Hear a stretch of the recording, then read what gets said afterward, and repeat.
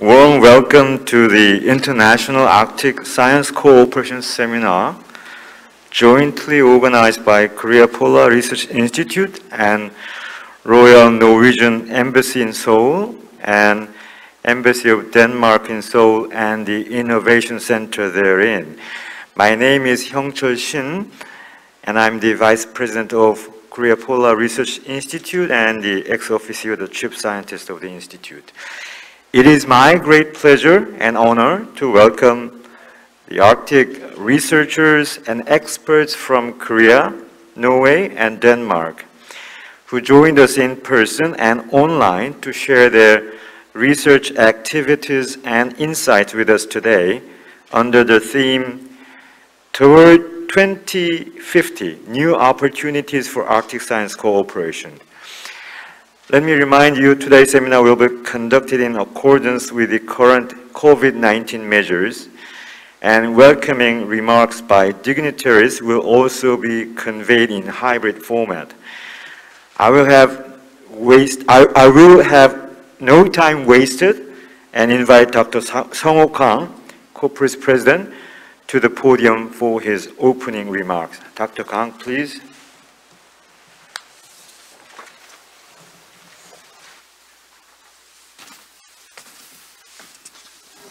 Thank you, Dr. Hyung-chul Shin. Your Excellency, Ambassador Frode Solberg, Your Excellency, Ambassador Aina Jansen, and distinguished speakers, friends, colleagues who are with us in the meeting room and over the internet. Warm greetings from Korea Polar Research Institute. It's my great pleasure to welcome you to this year's International Arctic Science Cooperation Seminar. First, I would like to take this opportunity to express my gratitude to the Royal Norwegian Embassy in Seoul and Embassy of Denmark in Seoul for their joint efforts in preparing this live-streamed seminar with COPRI. I would also like to thank Drs. Webin Pashe and Anton Kolosov and Michael Linden Bjorn, who are willing to share their time and join the seminar in the early, I think they are 7 a.m. in Norway, in the morning from Norway and Denmark. The rapid changes we are witnessing in the Arctic is affecting the livelihood of not only those in the Arctic states, but also those in the non-Arctic states.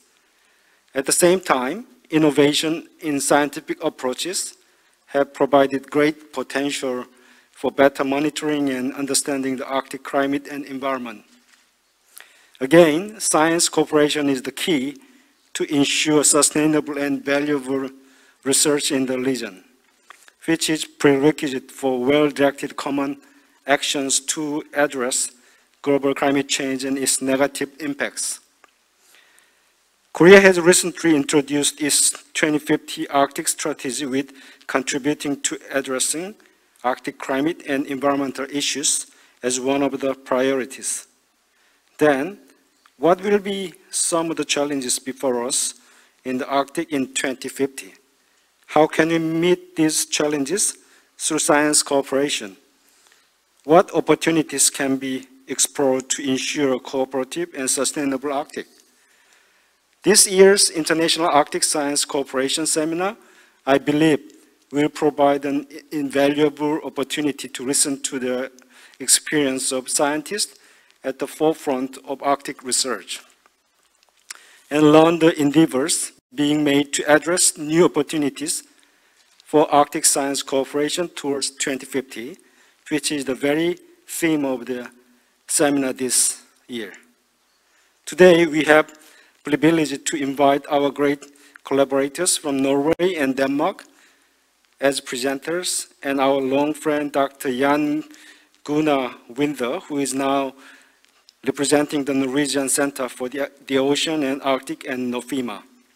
Let me once again express my sincere gratitude to their time kindly shared with us. I look forward to fruitful discussions with you all day. Thank you very much.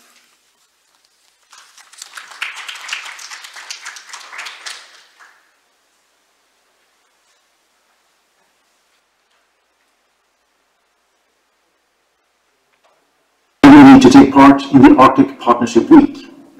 This event is an important platform for cooperation between the Republic of Korea and Norway, and of course, one of the key arenas for discussing sustainable development in the Arctic. I want to start by congratulating the Korean Maritime Institute on yet another important event. And let me also thank our co-hosts, COPRI and the Embassy of Denmark, for hosting this International Arctic Science Cooperation Seminar together with us. Norway's Arctic strategy builds on a strong commitment to international cooperation. And we value the good cooperation both with other Arctic states as well as observer states in the Arctic Council. Cooperation is key to mitigate the impact of climate change and to ensure that the region can benefit future generations. The Arctic is rich both in natural and human resources. 1/3 of Norway's landmass and 10% of our population live north of the Arctic Circle. It is home to many of Norway's most advanced research communities and centers of excellence, with focus on maritime areas, fisheries,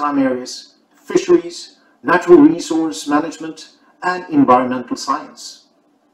And you will hear from some of these central actors later on today. The Arctic is a region where the effects of climate change are both visible and acute, and happen faster than elsewhere. Climate change endangers a range of species who are dependent on ice and snow for their survival. We must change. Climate change must be fought. And we must place the Arctic at the heart of the green transition. And through cooperation with states with an interest in the Arctic, we can make this happen. Adhering to our commitments made in the Paris Agreement is vital for the future of the region. For Norway, it's important that global discussions on the Arctic are fact-based and based on the best available knowledge. Therefore, research is at the heart of the Norwegian Arctic policy. Close cooperation and interaction with the scientific community is key for reaching our overarching goals for the region. The Arctic is probably one of the most developed fields within research collaboration between South Korea and Norway. The Dasan Research Station in Svalbard and the Corporate Office at the Norwegian Polar Institute in Tromsø benefit both our countries. In addition, several MOUs have been signed between Norwegian institutions and Korean counterparts on research cooperation, including between the Fridtjof Nansen Institute and KMI, COPRI and the Norwegian Polar Institute, the Nansen Environmental and Remote Sensing Center, and the Bjerknes Center for Climate Research. Researchers from Norway and Korea work together in joint expeditions, participate in global research projects such as the Synoptic Arctic Survey, which collect empirical data from the Arctic Ocean through cruises, and conduct research on marine litter governance in the Arctic. And of course, Norway is a proud and consistent supporter of the Arctic Partnership Week. The daily dialogue between education and research institutions is part of what makes Arctic cooperation between our two countries a success story. Dear friends, to this end, I would like to highlight the great Arctic explorer and scientist Fridtjof Nansen, who traveled to the Arctic to seek deeper knowledge. He once said that the history of the human race is a continual struggle from darkness into light. And let this quote be our inspiration today, during today's seminar, in which researchers will share knowledge and experiences to find common solutions, to find light. The knowledge that Nansen produced continues to influence science and research today. And I'm confident that the investments we make in strengthening cooperation on research and education between our countries in the Arctic is worthwhile. And I hope this will produce equally lasting impacts. Thank you very much for your time. I wish you a most successful Arctic Science Cooperation Seminar today. 감사합니다.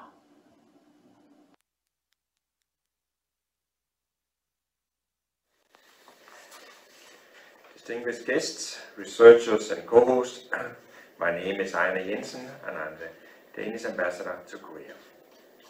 Let me start by extending my warmest welcome to all of you participating in today's seminar titled International Arctic Science Cooperation.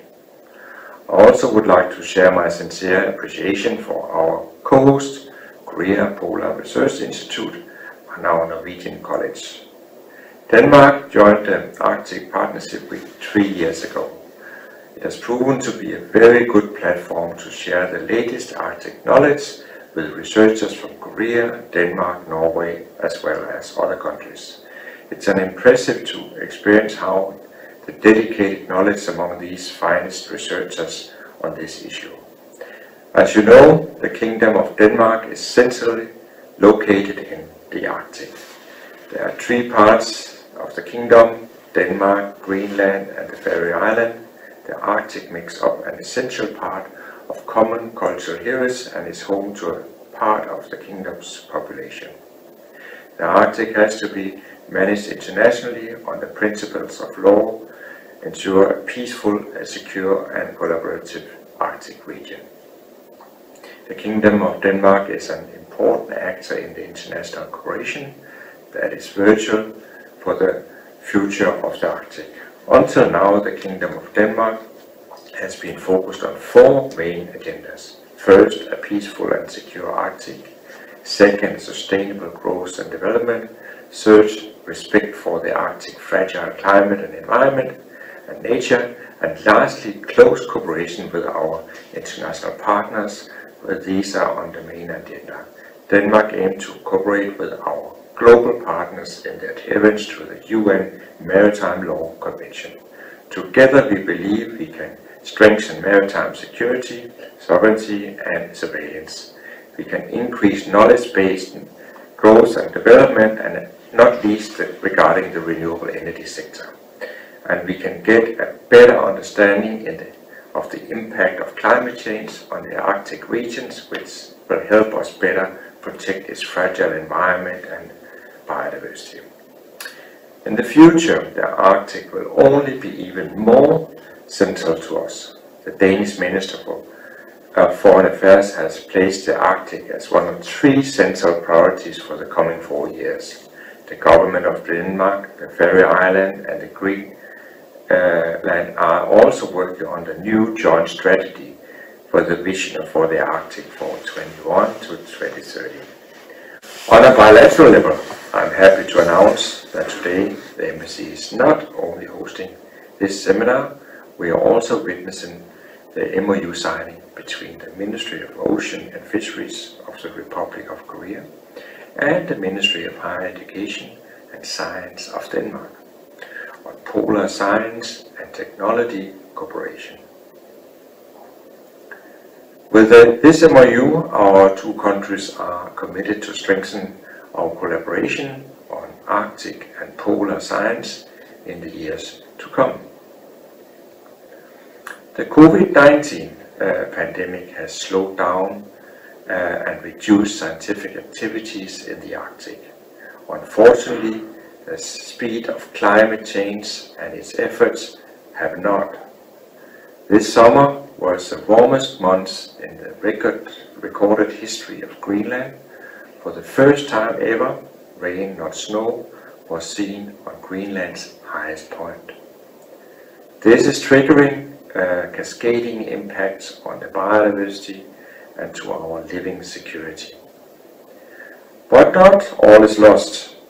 We can still stop the climate crisis. It is technically within our means. It can be done in an economic, efficient way, and it will benefit the wider environmental agenda and humanity as a whole. There is only one requirement: bold action now, and all of you gathered here, the scientists, are one of the most important actors who can take this bold action. I hope that today will act as a stepping stone in that direction. Thank you very much for giving me the opportunity to open this important conference. I wish you all a successful session that will hopefully lead to further collaboration between our countries. Thank you very much. 감사합니다.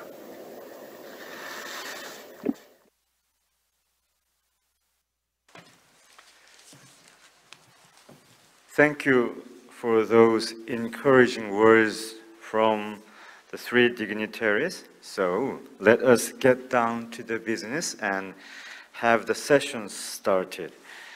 Our first speaker will talk about Korea's endeavors and perspectives in Arctic Ocean research with focus on the international joint research efforts in the Arctic waters. Dr. Eunjin Yang, the first speaker, is leading the Ocean Science Division of COPRI. She has coordinated, conducted research in the Arctic Ocean for many, many years now, and she has numerous first-hand or get-your-hands-wet experience in international joint research. I am pleased to invite Dr. Yang to the floor. Please. 안녕하세요. Good afternoon. I am Eunjin Yang from COPRI. I would like to present to you how we use our own to conduct research in the Arctic, including through international joint research.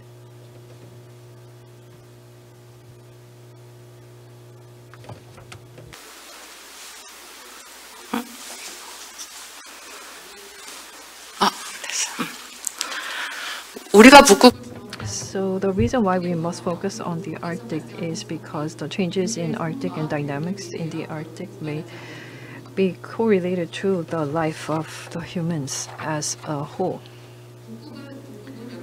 As you know, the Arctic is, with the accelerating global warming, temperature in the Arctic is rising faster than any other region, and with accelerated warming, sea ice in the Arctic is disappearing. In 2020 summer, the size of the sea ice in the Arctic recorded the smallest ever in history.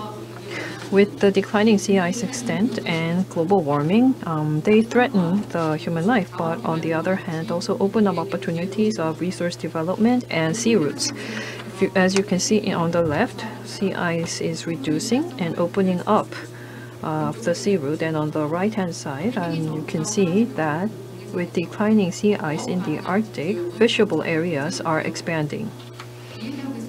In this area, protecting fisheries and sustainable use of fishery resources, 10 countries have come together to sign the CAUFA in June 2021. So to protect fish stocks in this region, based on scientific research, joint efforts have started. Then, in such rapidly changing Arctic, what has Korea been doing? On the left-hand side, you can see that the Arctic Ocean has the Pacific Gateway and the Atlantic waters, and also the CAO. So the Pacific and Atlantic Arctic are undergoing dramatic climate changes.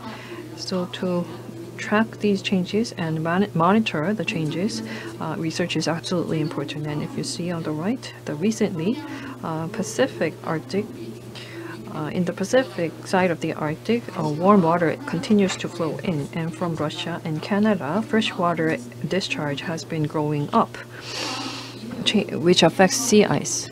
And this is also linked to the sea routes.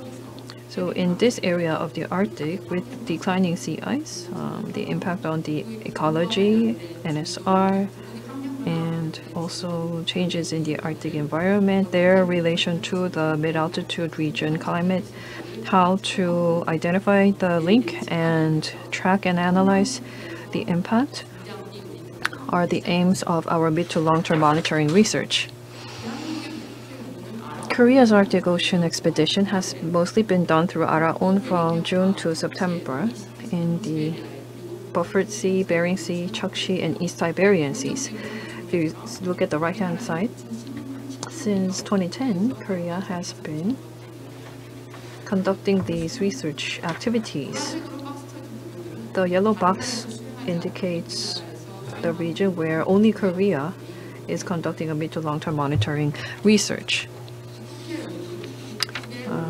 Arctic Ocean research with the ongoing climate change looks at the sea ice decline, temperature rise, and freshwater inflow increase, and how it impacts the ice-ocean interaction and water mass circulation.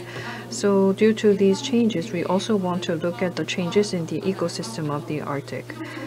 So ultimately, we want to gain a future outlook of Arctic Ocean environment and ecosystem, particularly in terms of fishery resources.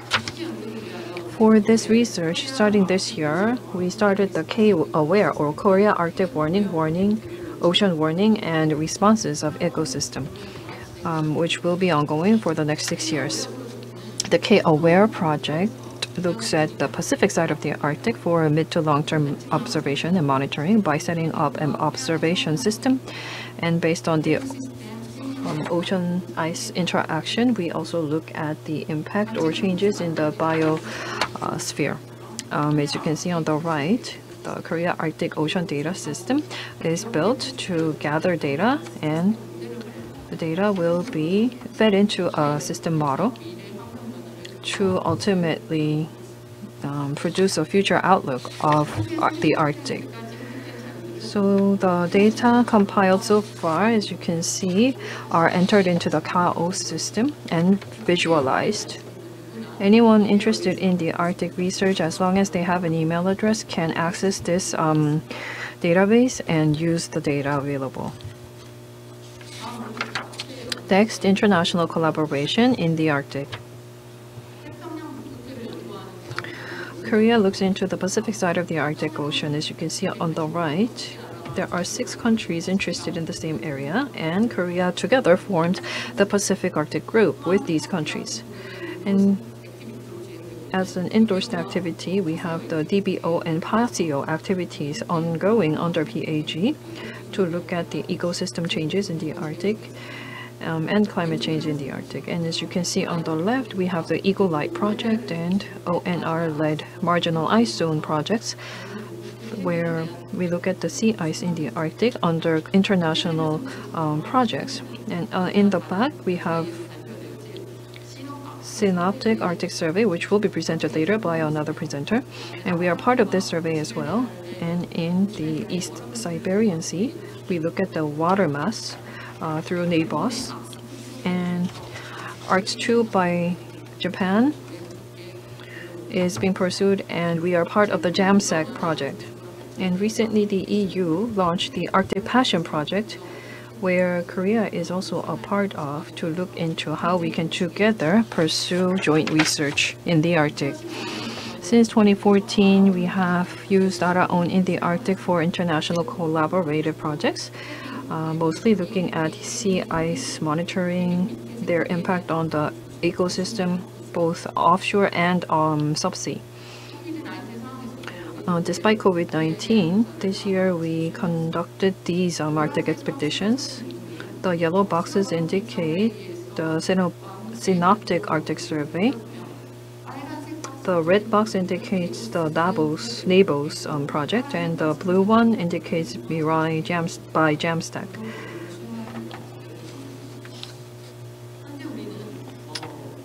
As of now, through virtual meetings, we are discussing ways to share data.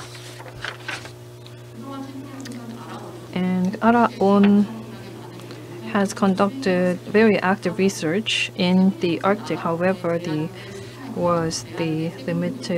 limited ice-breaking capability and the ship time of ARAON. So in the Arctic Ocean, in order to resolve common tasks, we had to overcome so many challenges, and to better address these common challenges in the Arctic, we decided to build the next generation IBRV.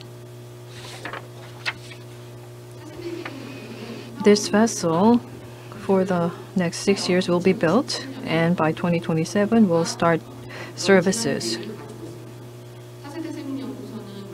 This will be about 15,000 tons in weight, and ice-breaking capability of up to 1.5 meters thick at 3 knots of vessel speed will be on the ship, and more than 150 days of research expedition will be possible. Using moon pools or AUV and other high-tech equipment, the vessel will be conducting research, and also a dual fuel system LNG and low sulfur fuel will be used in an eco-friendly manner. So starting in 2027 at the CAO, we will be able to use this vessel you can see in the slide. And this vessel will be built, and also in the sidelines we also recently adopted the 2050 Korea Arctic strategy,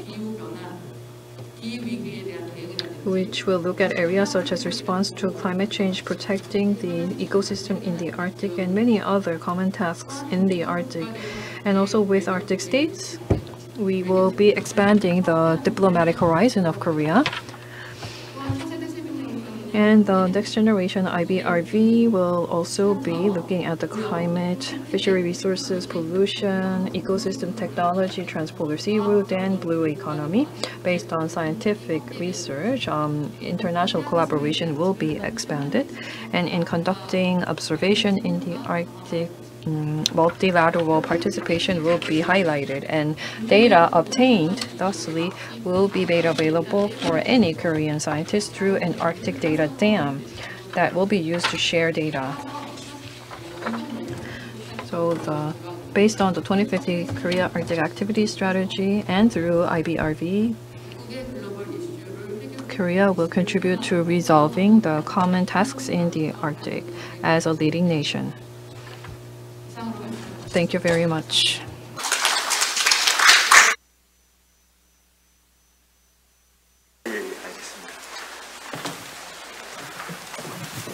Oops, she disappeared. I thought I was maybe having one burning question for Dr. Yang, if there is one from the floor. Okay, let's turn to the next speaker. Now, we will proceed with Norwegian perspective in the international Arctic Ocean research. I would first like to give the floor to Dr. Oyvind Pasche. Dr. Pasche is with Bjørknes Center for Climate Research and Norse Climate. He is presently the head of innovation at Climate Futures and working as a senior scientist, having over 20 years of national and international experience in earth science research with climate and glacier variability, environmental magnetism, floods and paleohydrology.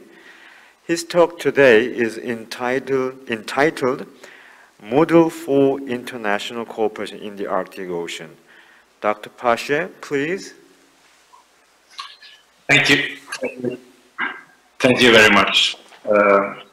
Happy to be here. I want to start this presentation by paying tribute to a man that you see in the picture over here on your left-hand side, Hans Allmann. He was an eminent scientist devoted to studying glaciers in the Arctic and to understand how they interact with climate and how they impact the landscape. Quite a figure in polar research in the last century. But Allmann was not just a scientist. He also understood that community needs to be built. And he also was a diplomat who understood perfectly well that we need to work together across borders and strive for common goals if we are to understand how the Arctic clockwork ticks. Finding new ways to better understand how the Arctic Ocean interacts with climate is high on the agenda for many countries and organizations. The reasons and motivation for this increasing engagement are many and varied, and surely you know why. I'm not going to do the full list here, but rather say that the scope and the range of the changes we're observing today imply that we also need to find new ways, like Allmann, to work together as a community if we are to obtain a better understanding of the Arctic Ocean, but also provide policy and decision makers with scientific information that can aid them in reaching sound decisions. And this is precisely what Synoptic Arctic Survey is all about. And I'm truly grateful to the organizers and friends in Korea for this wonderful opportunity to present the growing initiative. A brief introduction seems to be in order. Or to put it more bluntly, what is it? SAS is a bottom-up, research-driven initiative, and it's trying to coordinate and collect empirical data from the Arctic Ocean within the scope of 2 years. And not all of the research vessels that we use are icebreaker. This means that, it is the researchers themselves who saw the need for coming together, working together, and trying to find ways to address some of the challenges they have seen within their disciplines. The goal is to generate a comprehensive data set that allows for an improved characterization of the Arctic Ocean. And this occurs within all of the 3 different compartments of the ocean, the physical oceanography, the marine ecosystem, and carbon cycle and acidification. And the reason for this is I do think that we more and more realize that we need to see the totality of change, not just within different disciplines, but everyone together. And thirdly, this will and have already now provided a unique data set, which will allow us to track climate change and its impact as they unfold in the Arctic over the coming years, decades, and centuries. And I do think that this data set, this quite unique data set, will also be a source for collaboration for students working on those data sets and traveling back and forth between countries. Someone from Korea coming to Norway, someone from Norway going to Korea, and so forth, and trying to really understand some of these new data sets. So let's just start off then with this international initiative. I think there are many names that could be on this list.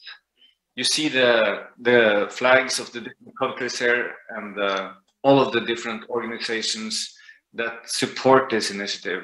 It's quite a huge initiative, and it has grown since 2014, when myself and Aro Olsen was in Japan attending an Arctic conference, and we realized that we needed to start working on something that could bring people together in the Arctic. And we talked to people, and we had the first international Synoptic Arctic workshop in Washington, D.C. At the Norwegian Embassy in 2015. And from there on, there's been a number of meetings. And in 2018, we launched the Science and Implementation Plan, which can be downloaded from our webpage. We established a scientific steering committee. And now, since 2020 and until today, these are the years of the Synoptic Arctic Survey.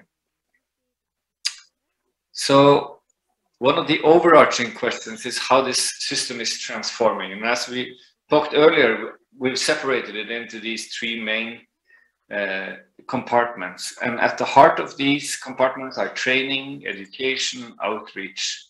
And within each of these 3 compartments, we have designated research questions.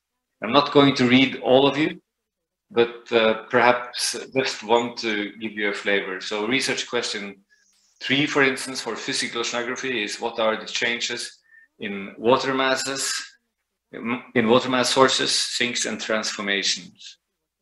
And then, if we move on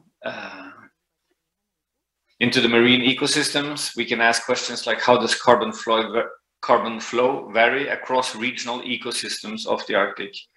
And what you notice now is that we both see the green and the blue color. So some of these questions, like number 6, overlaps with at least 2 of the disciplines. And then finally, carbon cycle and acidification.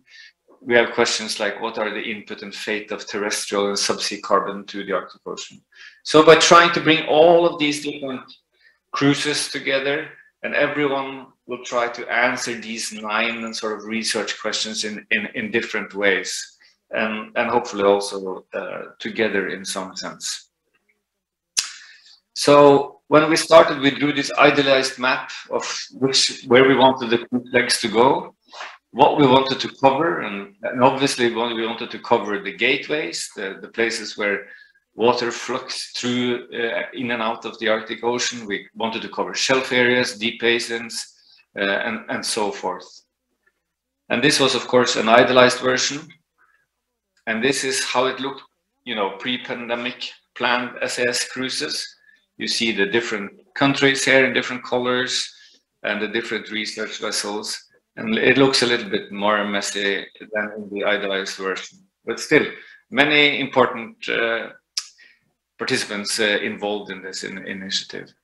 And so I just want to quickly show you, you know, the different cruises that has been conducted now by the different countries. This is, of course, some cruise you know, and it was presented in the last cruise. This is Aron going into primarily the Churchill Sea, but also partly the Beaufort Sea. This is Japan with the research vessel Mirai going also into the Churchill Sea. It was done in 2020. It will repeat it this year. And this is the Canadian heavy icebreaker Louis S. St. Laurent, which went in 2020. Again, this will repeat it. It's in the Beaufort Sea, and it's a part of the Beaufort Gyre exploration project. Here you see the Swedish icebreaker Oden, which had a wonderful cruise this year, running from August to September. And they covered what sometimes is referred to as the Canadian Hull, because we have so little data from this area, which was a tremendous successful cruise. And we're really anticipating the data set, what the data set will bring of new knowledge from that cruise.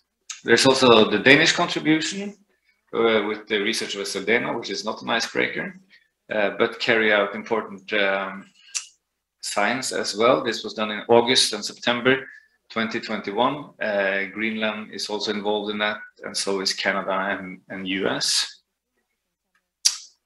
The Italians contributed with a track along the 75 North in August, September this year with Laura Bassi, which is their new icebreaker, formerly a Norwegian ship known as the Polar Queen. And then we have the Crown Prince Haakon, which is an icebreaker, and it made a track this year, this summer, as you can see over here, and spearheaded by the Fram Center and the Polar Institute. And there was also a second cruise in August, September, which was part of the Nansen Legacy, which you see in red on your left-hand side, on your right-hand side. And then we have the research vessel Vilnius, which covered ground just west of Nova Zemlya, and also Norwegian research vessels GeoSARS, Johan Hjort and Helen Hansen, with many cruises in the fall of 2021 covering the sort of other half of the Barents Sea. Then there's an interesting cruise with the icebreaker Academic Gryosnikov, which was carried out in August, September 2021, part of the large initiative known as Arctic Century, covering part of the Kara Sea and also running into the Barents Sea on the west side of Nova Zemlya. And then we have the icebreaker Healy and the US Synoptic Arctic Cruise contribution going into the core of the Arctic. It's not decided, as far as I know, whether this will be this year or next year. No, next year or 2023, which depends a little bit on whether they're going to use Healy or whether they're going to rent the Swedish icebreaker Oden. And so, you know, if we compare where we started with the vision or the idealized diagram of the sections and the right-hand drawings, looks like a child has drawn some of these lines, but that's the way it goes. You can see that we managed quite successfully to cover a lot of ground in the Arctic. And so, what are the next steps for the Synoptic Arctic Survey? I think we need to develop a synthesis, making all of the data available. Some of the data sets are already available, like, for instance, the ones from the Swedish cruise, I believe, is already available.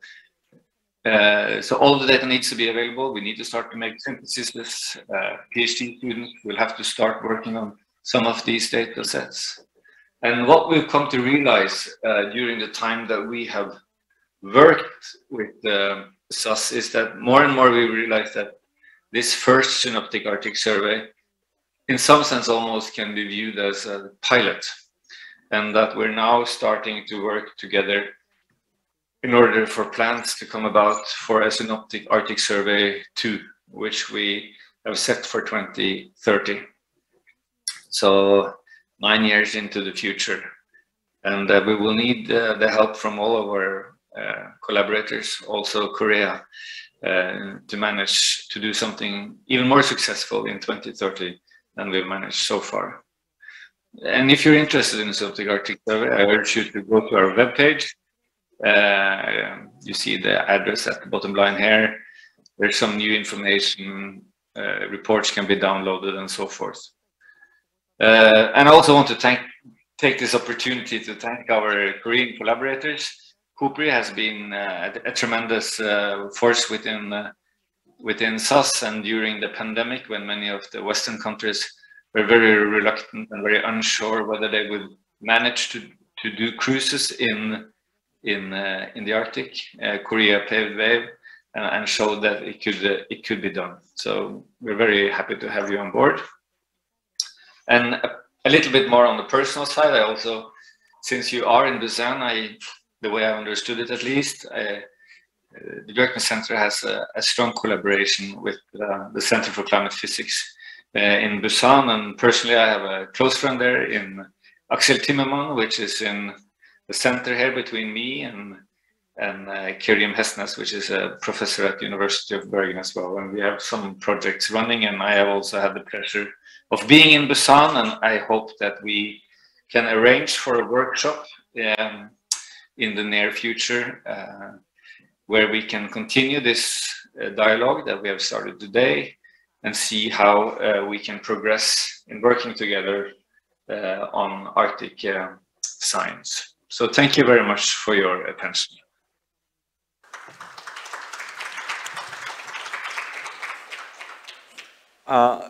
Oyvind will not go away. He will stay put. Okay, so because we have a little bit of time, if there is a question from the floor to Oyvind, perhaps he can entertain one or two. Any question from the floor?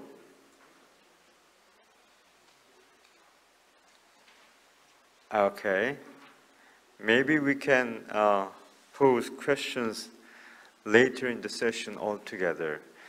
But the idea of having all those ships you can get into the Arctic Ocean within a reasonably short time and have produced a comprehensive data set sounds very exciting. And being able to repeat it every 10 years is even more intriguing. I'm sure that Korea will be in much better position in 2030. But now I need to say, sea ice is a very important element. Now, our next speaker is Anton Korosov, a senior researcher at the Nansen Environmental and Remote Sensing Center, located in Bergen, Norway. Actually, Oyvind is from Bergen too. So, Dr. Korosov has received a PhD in oceanography, and his current research interests include ocean remote sensing, a simulation of satellite observation into sea ice models, and the development of satellite data management system. Dr. Korosov, the floor is yours. Please. Good morning, everyone. I'm pleased to be on this workshop. Thank you very much for inviting.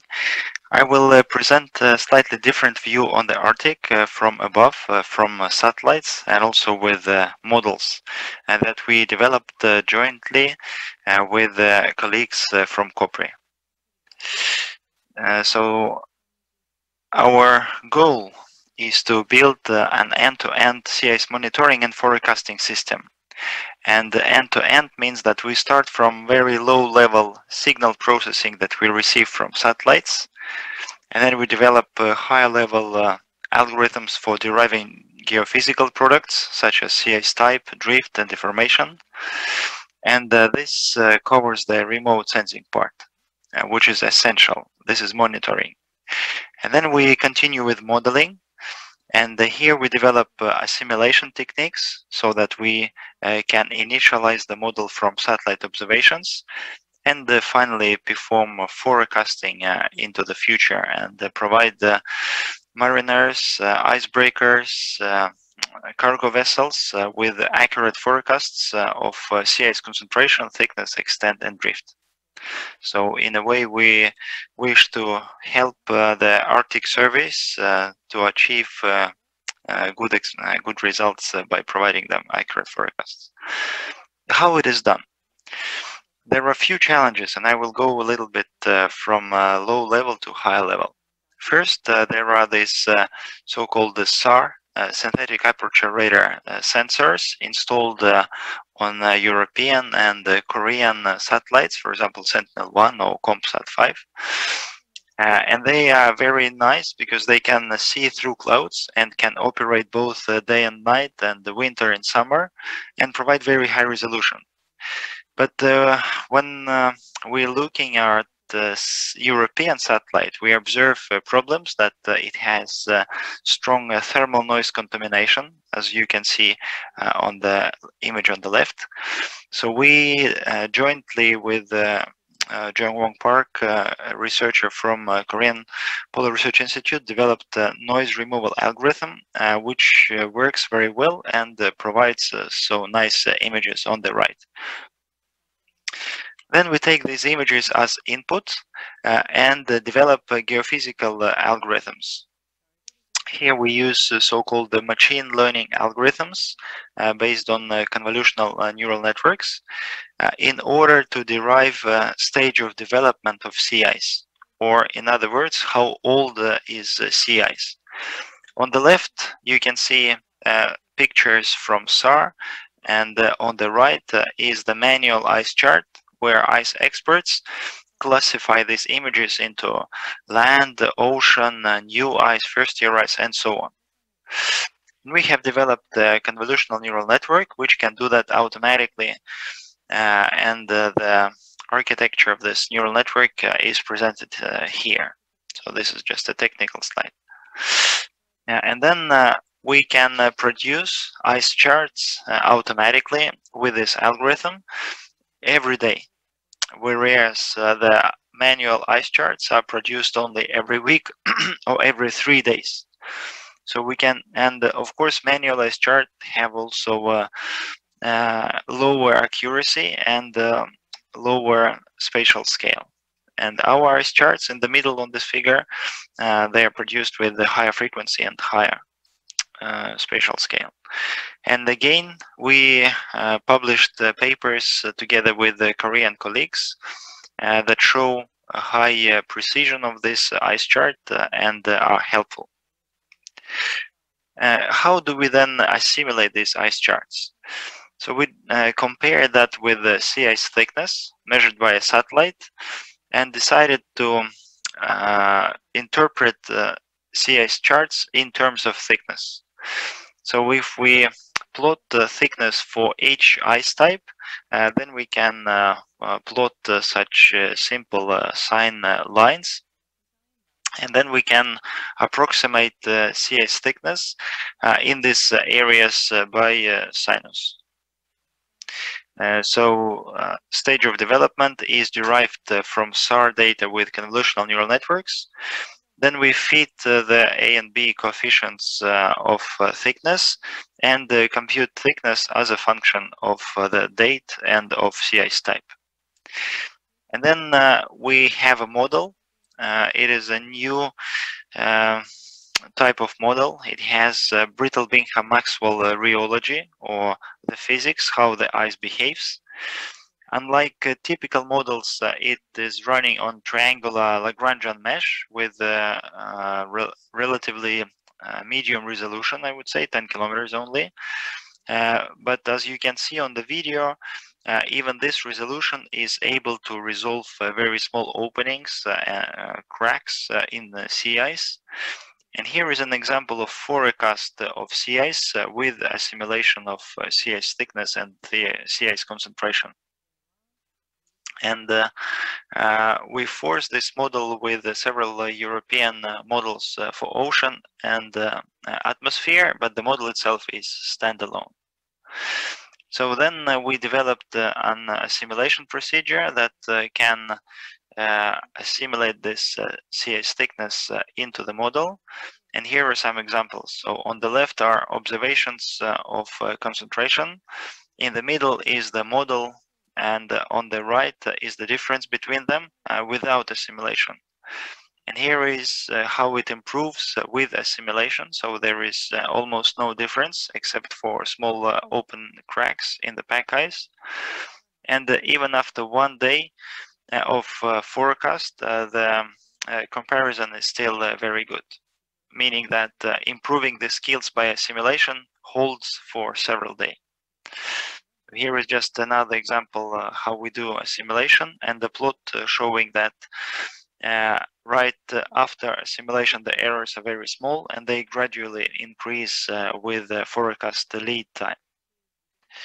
And a similar animation for sea ice thickness, which shows that we have some problems in the pack ice where we stop our assimilation, but we don't really care about that because this is an operational model and the main impact is to preserve ice edge correctly.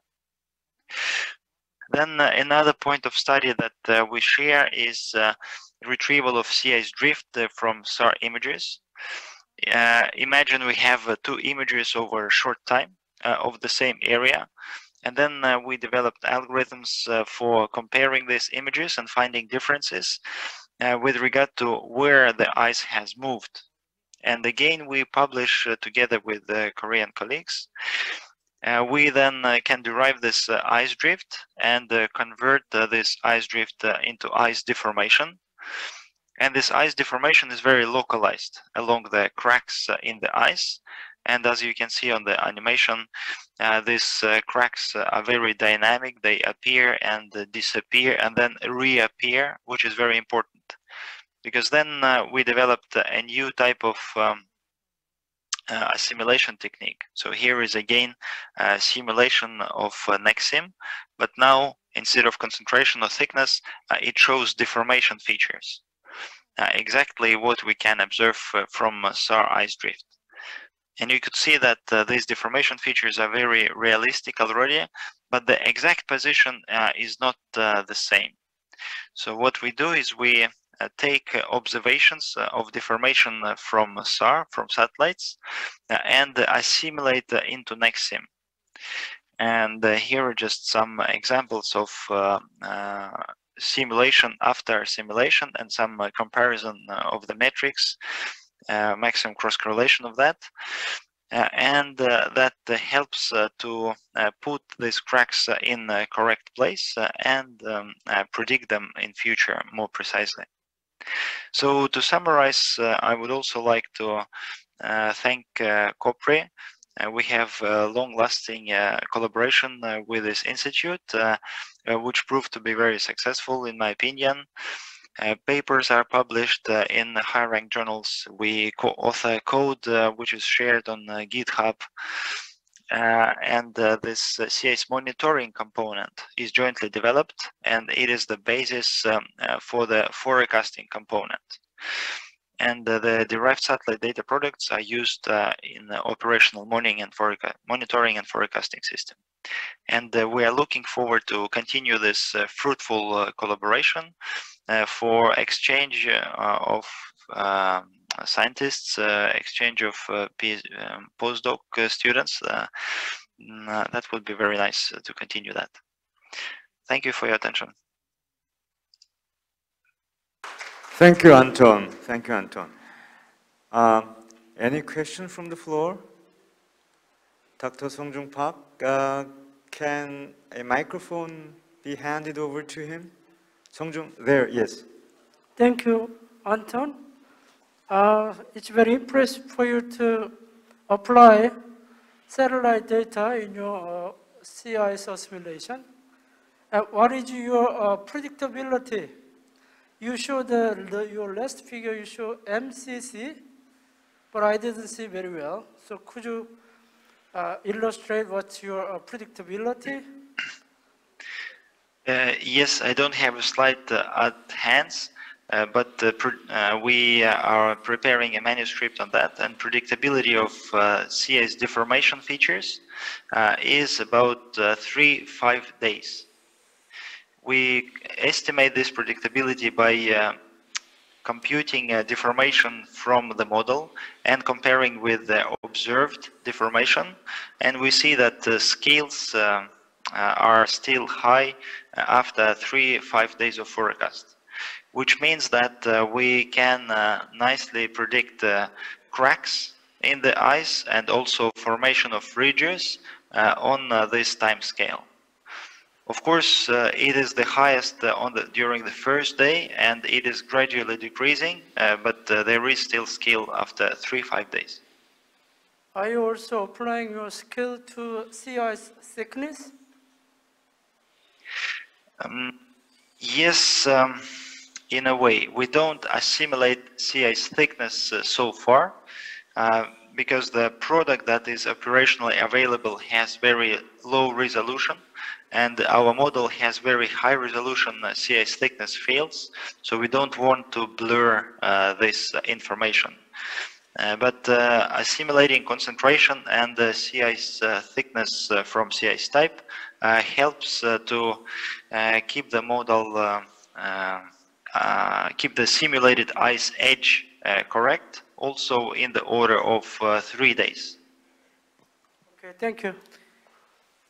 Okay, then I have a question for Oyvind, if he is around. Is he? I'm here. Right. So this satellite-based CIS monitoring capability, did we ever try to combine this capability into the design of Synoptic Arctic Survey, and actually it's actually running? So, I mean, when we are about to go out to sea and do some observation, did we take into account this newly coming in information, CIS information? I gather it can make your survey a lot more adaptive, dynamic, and more interesting. Did you ever try to do that? Thank you. I think all the ones on doing the cruises are keeping an eye on the CIS conditions, but to my knowledge, and maybe Anton knows this better than me, I mean, we haven't tried this model that they have developed, which is very interesting. But this is something perhaps to ponder for cruises and plans for the Synoptic Arctic Survey in 2030. Good question. All righty, maybe in 2030. Okay, now, because we are getting close to the original timeline that we have set up, let us now hear the Danish perspective. The next speaker is Dr. Michael Linden-Vernel. I'm sorry, Michael. This is not my first time to try to pronounce his name correctly. Anyway, Michael is the chief advisor at the National Space Institute, which is part of the Technical University of Denmark, DTU.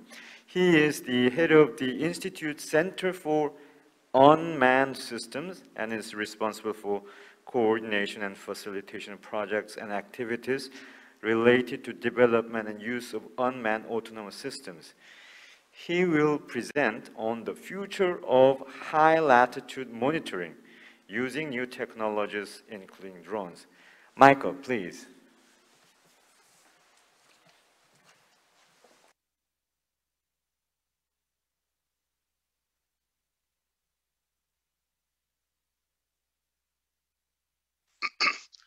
Yeah, thank you very much. Good afternoon, everybody in Busan, and good morning to my colleagues in Norway.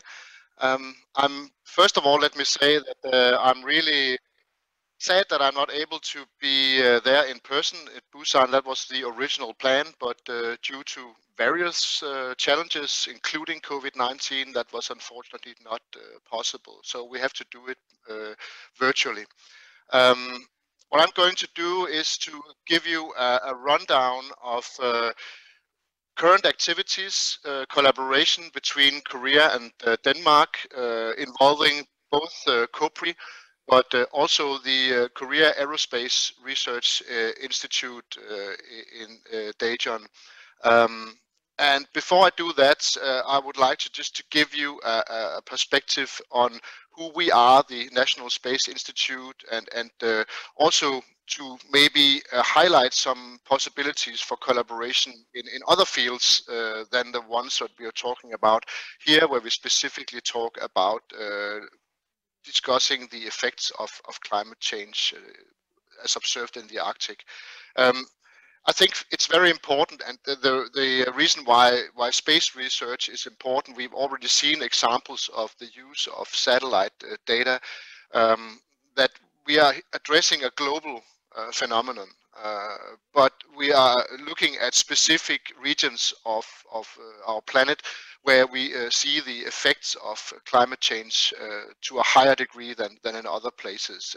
Specifically, the Arctic is, as it's been stated several times this afternoon / morning, and that's why it's very interesting. As mentioned, I am head of the DTU Space Drone Center, and we see drones or unmanned systems as, you could say, a kind of a link between satellites and ground-based activities, be it at sea using icebreakers or other platforms, because the satellites obviously will give you the grand overview, but satellites, they are in specific orbits, so you cannot just move them around the way you want to. An icebreaker is a quite expensive asset, and it has to be used wisely, obviously. So having this kind of link between what's going on in space and on the ground, at sea or ashore, drones are a very, very efficient and interesting perspective, both on smaller scales but also on larger scales. And that's some of the things that I'm going to show you here today, both, as I mentioned, ongoing activities, but also some proposed activities for future research. But let me start by just giving you a brief introduction who we are, the Technical University of Denmark. You can see down here on the lower right is our main campus, which is situated in Lyngby, just north of the Danish capital of Copenhagen. But more interesting, we are present and have been for a long time in the Arctic, specifically in Greenland. As you can see on the center or left, we have a research and educational campus at Sisimiut, which is located at the coast, not far from the city of Kangerlussuaq, which is the main airport of Greenland, where most of the international flights arrive. And the problem in Greenland is that it's very challenging to move around. Typically, there are no connections between the cities in the Greenland, so you have to move either by air or by sea. But actually, right now, construction work is underway to build a road going from Kangerlussuaq, the airport, and all the way out to the coast to the Sisimiut campus. So you will see an increase in research activities around Kangerlussuaq and Sisimiut. And we are right now looking at establishing especially a hub for drone research at Kangerlussuaq at the airport in connection with our Sisimiut campus. We are also present at the Thule Air Base, the American air base in the northwestern part of Greenland. And as you can see at the top, we have a research vessel. It's quite old, but right now we've just recently received funding to build a new research vessel, which will be able to sail in ice. It's not an icebreaker, I must say, but it's an Arctic research vessel, or it has capability to do Arctic research, and hopefully it will be operational in 4 years from now, so in 2025. Just a few words about the National Space Institute's research areas. We have research in many areas, but obviously here, pin number 3 is of great relevance, namely the cryosphere, studying ice sheets, and that's obviously both the ice sheet in Greenland, but also the ice sheet in Antarctica. Glaciers and climate are closely connected, but also studying the gravity field of the Earth is something that's very relevant in order to understand the effects of climate change. So these things are closely related. We are an institute that combine research with technology development. As you can see, some of the pins here that both radar, laser, star trackers for satellite navigation and unmanned systems. So we can say we have the full value chain in-house. We have about 40% of our staff are researchers who develop ideas for new research topics. And then we have 60% who are engineers and technicians who are able to then facilitate the construction, design and construction of instrumentation that can then be used on either space-based platforms, satellites, or airborne platforms like manned aircraft or drones, or seagoing or underwater systems. So being able to get the ideas for doing research, obviously in collaboration with partners, building the instrumentation, testing it, acquiring the data, and then going full circle back with the results and starting all over again with new research is something that we do in-house.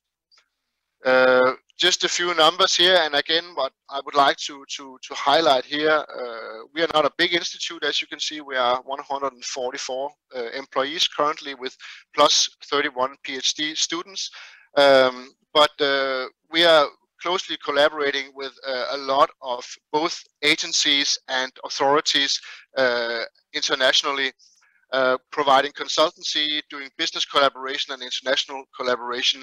And here I must say that the collaboration with the Korean partners that has emerged over the past years is something that we very highly appreciate. And actually, not just for our institute, for our department, but for DTU as a whole, we have a strategic partnership with other entities like KAIST in Daejeon, and are actively seeking collaboration with Korean partners. So we highly appreciate that we've been able to establish this research collaboration with the Korean partners. Organizationally, we are divided into 5 divisions, you can see here.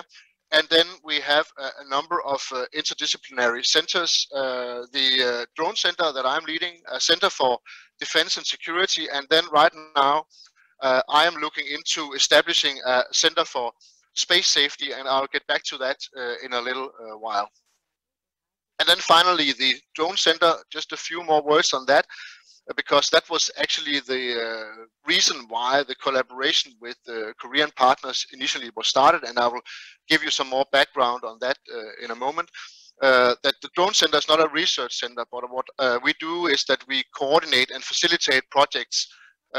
So we find the relevant partners, we connect the relevant researchers in order to conduct research projects.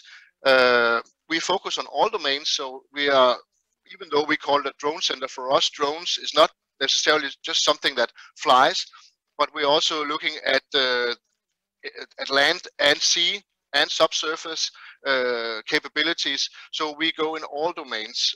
We have in the recent years developed advanced testing facilities both at our campus and also in other places in Denmark, where we are able to test unmanned systems in all domain, land, air, sea, subsurface, both under controlled conditions, but also in realistic conditions, both urban and rural.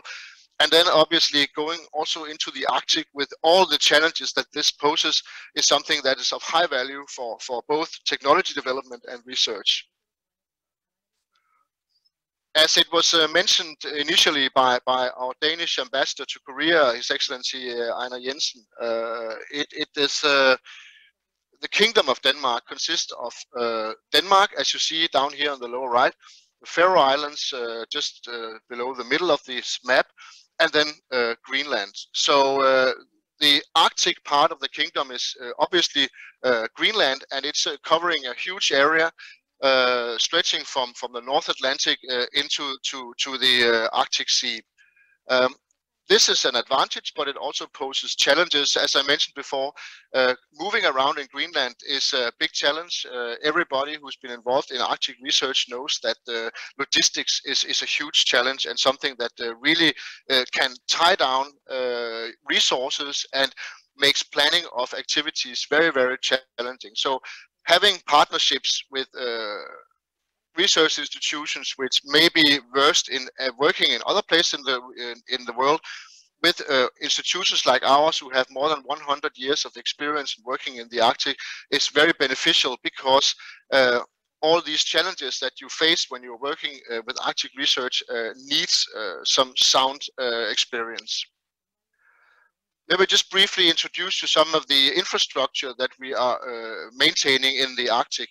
D2 Space, we build and maintain a network of ground magnetometers. You can see here the red dots marked on the map are our magnetometers. So they're ground-based magnetometers that provide real-time data of the changes in the Earth magnetic field.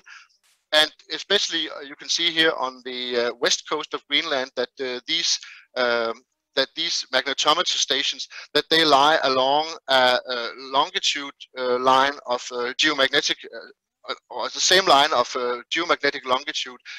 So all the changes that you measure are then only an effect of geomagnetic latitude. We are filling the gap between North America and Europe, which makes our magnetometers very, very useful to monitor the effects of changes in the Earth magnetic field, especially due to the effects of space weather. This is combined with space-based measurements, since we are the scientific lead of the European Space Agency mission Swarm, which since 2013 has been making detailed observations of the Earth's magnetic field. Here you can see example our magnetometer measurements, and you can see here typical variations that are caused by effects of space weather.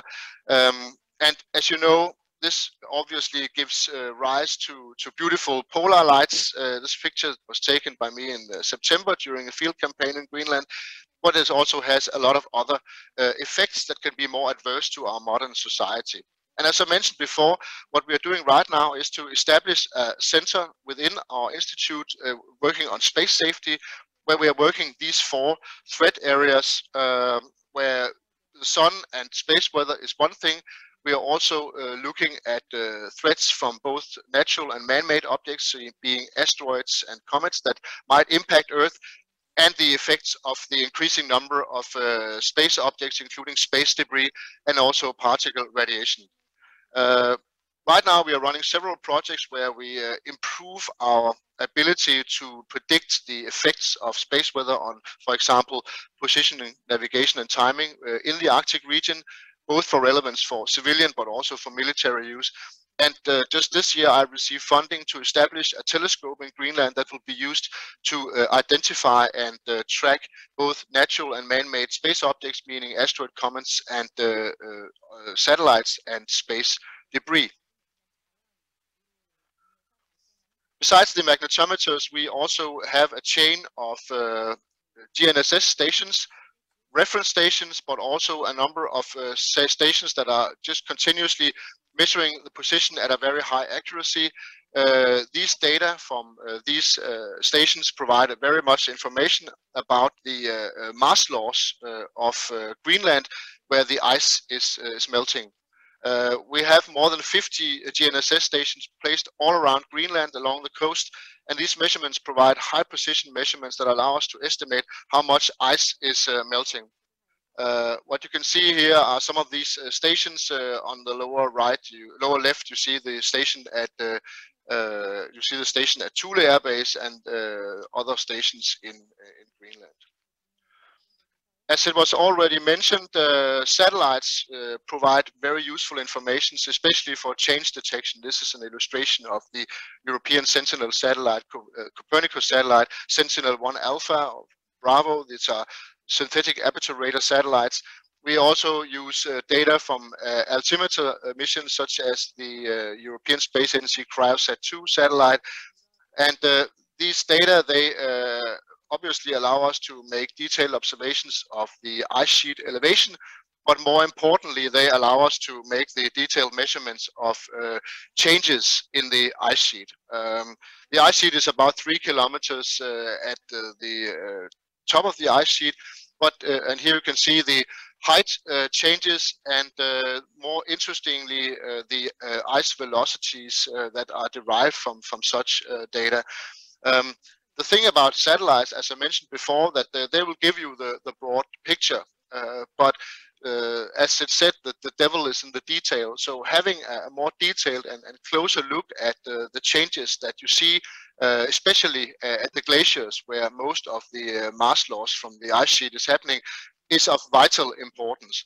And this is exactly where the use of unmanned systems is very, very relevant, because these studies are very difficult to do in other ways. You can do them, of course, by manned aircraft, but it is bothersome. So doing detailed studies of glaciers, the change in elevation, and also the change in fine structure, how exactly, I mean, are the glaciers changing, has been something that we've been working on for a number of years. Here you can see some initial data that were acquired some years ago.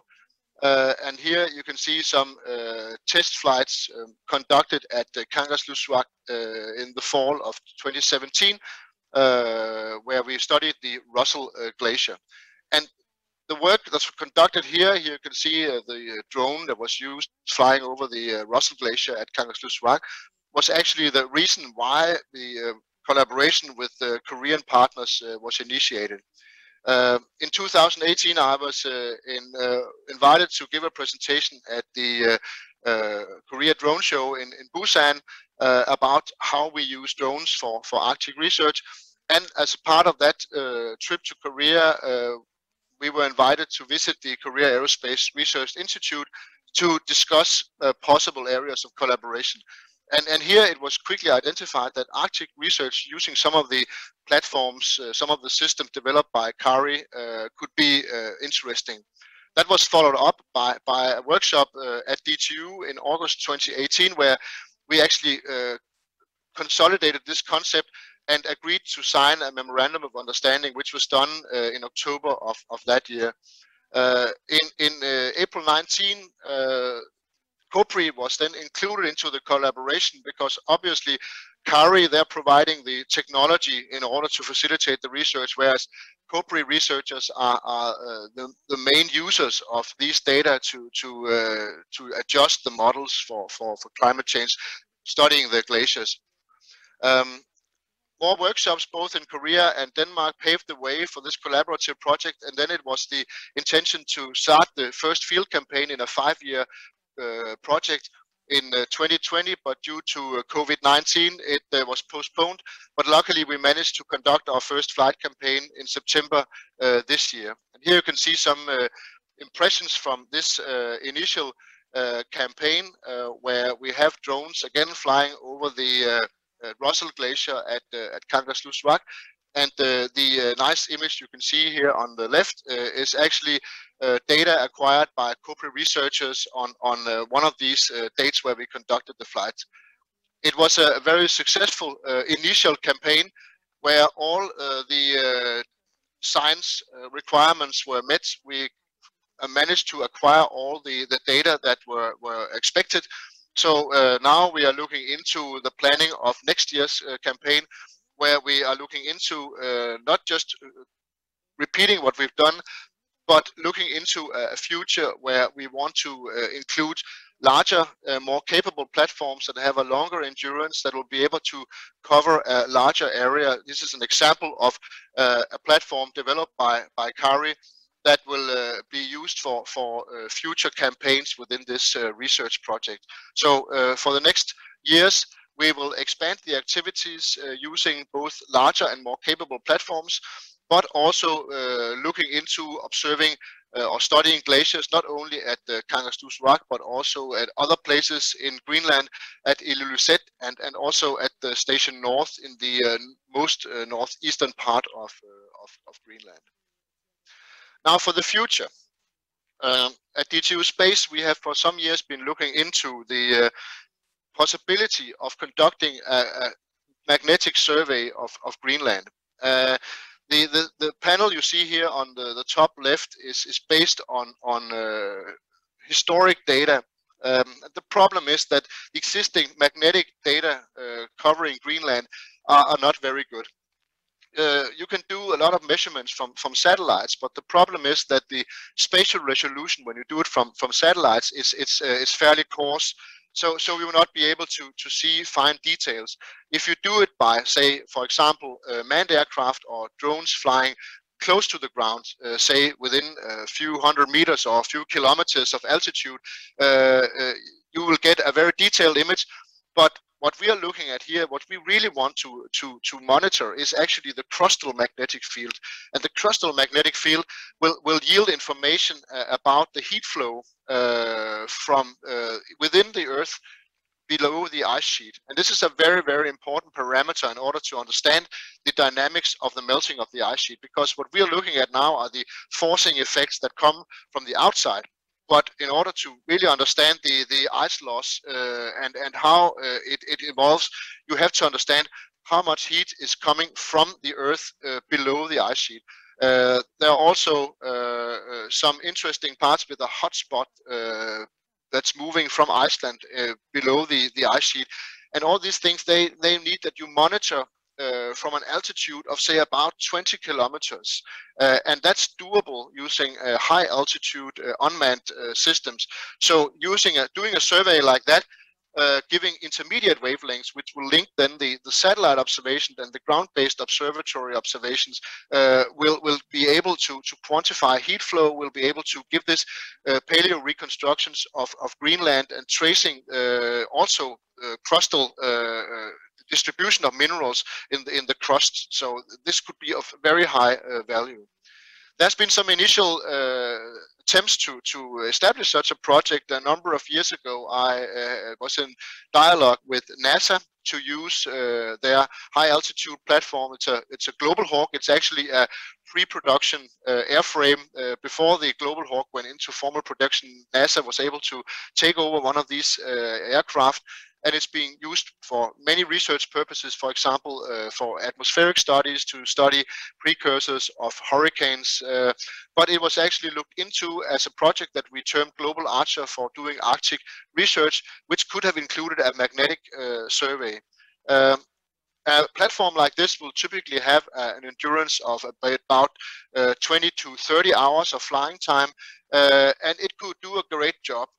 But it's a very expensive platform, and it's very, even though it's unmanned, it's not unmanned in that sense, because it takes a lot of people to operate a system like that, which makes it very demanding and also very expensive. So we would rather look into a future where what's called high altitude pseudo satellites that are currently being developed by CARI as an alternative for this, because such platforms, they will not just be able to fly for, say, 20 or 30 hours. They may be able to fly for weeks or even months. So using such a platform to do magnetic surveying of Greenland could be of very, very high value to address the science topics that I mentioned before, studying the heat flow from below the ice sheet, and a lot of other effects that are a result of the magnetic properties of the crust in and around Greenland. So there's been an evolution of these high altitude systems developed by CARI, and right now the development phase for a platform that would be able to support research like this is underway. So we are looking into these possibilities for expanding our collaboration with the Korean partners in order to use these platforms for our research. And this could point us into a future where we have this, what you could call a research infrastructure, which is a combination of satellites and then systems that are operating stratospheric, so at altitudes of about 20 kilometers, be it these high altitude pseudo-satellites, or HAPS as they're called, as you see in the middle here, but it could also be balloons, or it could also be airships like the one that can also autonomously fly for a very long time. Obviously, there are some challenges. I mean, the Arctic environment is, as I mentioned before, challenging. The logistics are very hard, but flying at 20 kilometers altitude or 60,000 feet solves some of the problems, because you are flying above the weather. So the harsh weather conditions that is a challenge for most operations within the Arctic region will not really affect you. So in that sense, using these high altitude pseudo satellites will be able to overcome this issue of weather, which makes it very difficult and unpredictable to plan your science operations in the Arctic region. So the goal for establishing such a research infrastructure in collaboration with Korean partners and also European partners is something that we strive for, and we I must say, are very grateful that we have been able to establish this very, very sound collaboration between these three organizations that both focus on technology development, but also focus on how we exploit these technologies in order to improve our ability to do science. And an aspect that was also mentioned by our Danish ambassador to Korea, His Excellency Einar Jensen, was the surveillance part of it. Because when you look at this, you're gathering scientific data, but when you have platforms which have surveillance capability, they will then obviously also be able to provide data that can be used for security purposes. And most of the security aspects within the Arctic are not military aspects. They are actually more of safety perspectives, search and rescue. The increased traffic, especially from cruise ships and other things, increase the risks of accidents that could have catastrophic outcome if we are not having an effective surveillance infrastructure that will allow you to support search and rescue operations in the challenging Arctic environment. So this, and I deliberately do not use the term dual use. Well, now I did, but it's not so much about technology that can be used both for military and civilian purposes, but rather a fact that you have an infrastructure that can serve multiple purposes. So we term it multi-use. The multi-use is actually the fact that you have some data that are acquired by either satellites or high-flying, high altitude systems that can be used in real time or near real time to support security and safety operations, but also that are also yielding valuable scientific data that can be used for supporting our research purposes. So there are a lot of interesting perspectives, both from a scientific perspective, but also from a government perspective, to continue this and expand this collaboration, fruitful collaboration, in order to improve our understanding on the effects of climate change and also to make the Arctic a safer place for everybody, all those who live there, work there, and operate there. Thank you very much for your attention. Thank you, Michael. Thank you. That was a comprehensive summary and a great learning. I learned a great deal today. And this is truly a collaboration between ship, satellite, and unmanned vehicle, also a cooperation between three different partners. We will now break for a little bit, maybe about 20 minutes before returning to the seminar. But before we take a break, I would like to ask all the participants to come to the front to take a group photo. It may look like a ritual, but after many years, this group photo becomes historical archive, so please come forward. And I also like to ask the online presenters to stay online for a few moments for the group photo, so that everyone can be one big picture. Please come. 나오시죠? 예.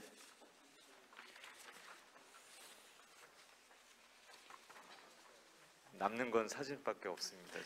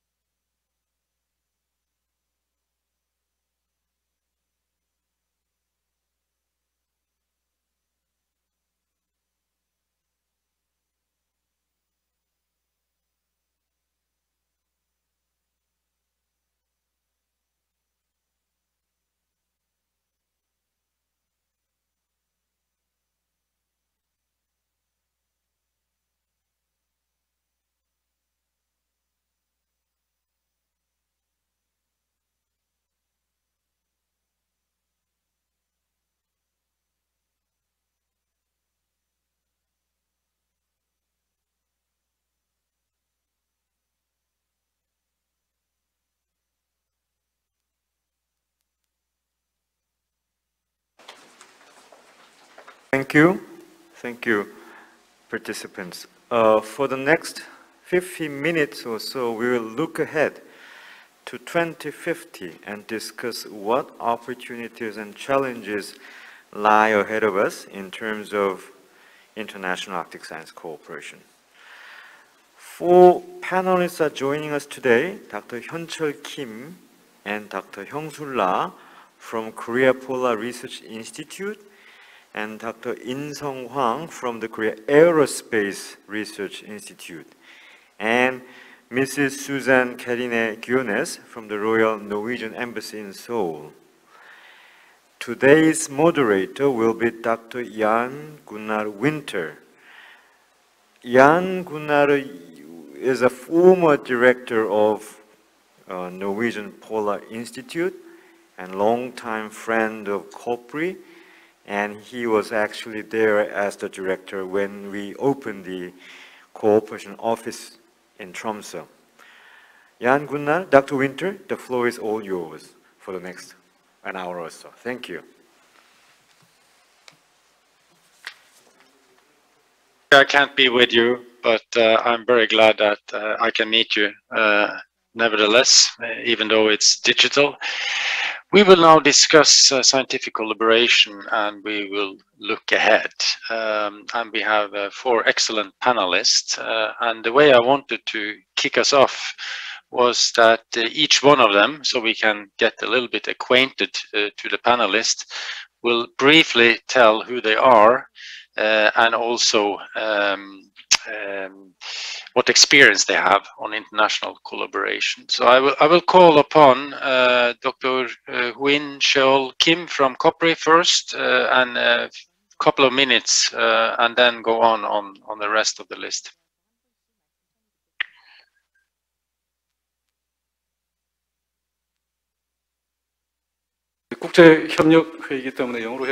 This is an international conference, so I believe that I will have to speak in English. But because we do have many Koreans in the audience, and because we have simultaneous interpretation, let me speak in Korean. We've been covering a lot of ground today and was all quite productive.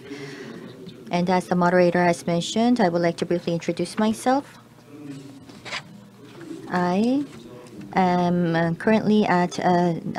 heading the Cryosphere Satellite and Drone Center at COPRI.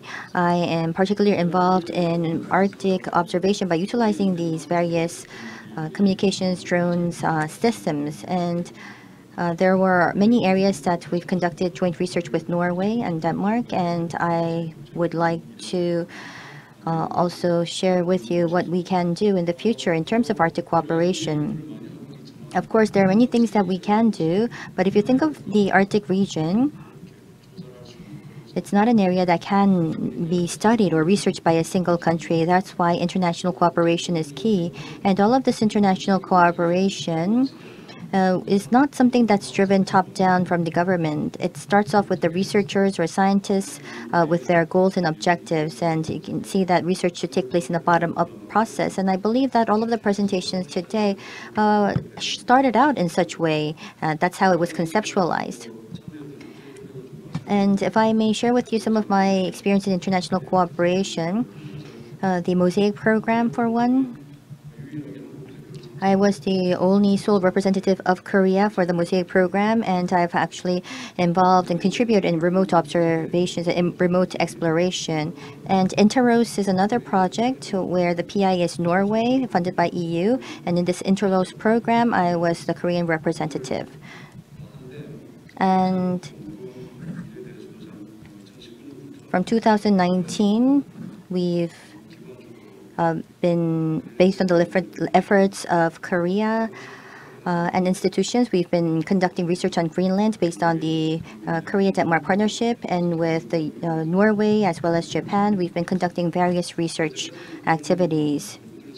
So in the process, my feeling was that we It wasn't about a grand purpose of things or a grand scheme of things that brought us together. We've been engaging in our own research, we've been sharing that information, and we've started to talk about what kind of collaboration can be possible. So we found out that we were like-minded people, and we took a couple of years to bring together these projects and to ultimately have this international cooperation network in place amongst these many institutions. And I believe that we've shared our own research findings, but I think that COPRI and the government are taking into full account these activities of the researchers, and I do know that they want to support our endeavors, and that's why we have this event in place today. So the efforts of these individual researchers and based on the goal from coming out from the needs from the scientists has enabled us to engage in such international collaboration. Thank you.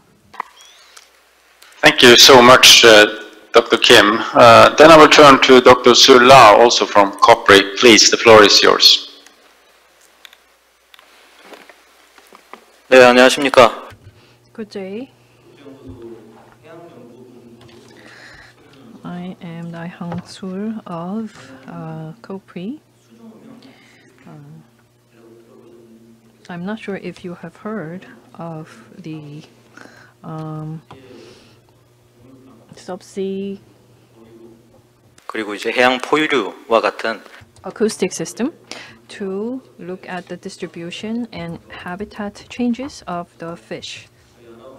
And ever since Araon was built in 2009, we went both to North and South Poles, and I have been actively participating in these research. And by saying that we use a subsea acoustic system, that might sound quite unfamiliar to you, but in short, it means that underwater, in the sea, all the sound that comes out is manually heard or artificially created with observation equipment to see the abundance of the species living in the ocean and look at the impact of distribution to the environment. So regarding international cooperation, I don't have experience of being a lead in any project, but I have been involved in many different projects, and as a researcher, to speak to my fellow researchers, I think that international cooperation may have different concepts. It could be country to country or institute to institute and project to project. In my case, I want to speak about researcher to researcher cooperation projects that I've been involved in, notably for ocean acoustic equipment are used for multiple purposes. They can be attached to vessels and unmanned equipment. But in our case, we did not really have much of a capability of conducting unmanned equipment type of research. So in the Arctic Ocean, we wanted to work with UK, Japan, US universities and institutions and researchers who already had experience in conducting such research, learning how to operate the equipment or analyzing the data together. So these were the forms of collaborative projects that I was a part of. So during this discussion,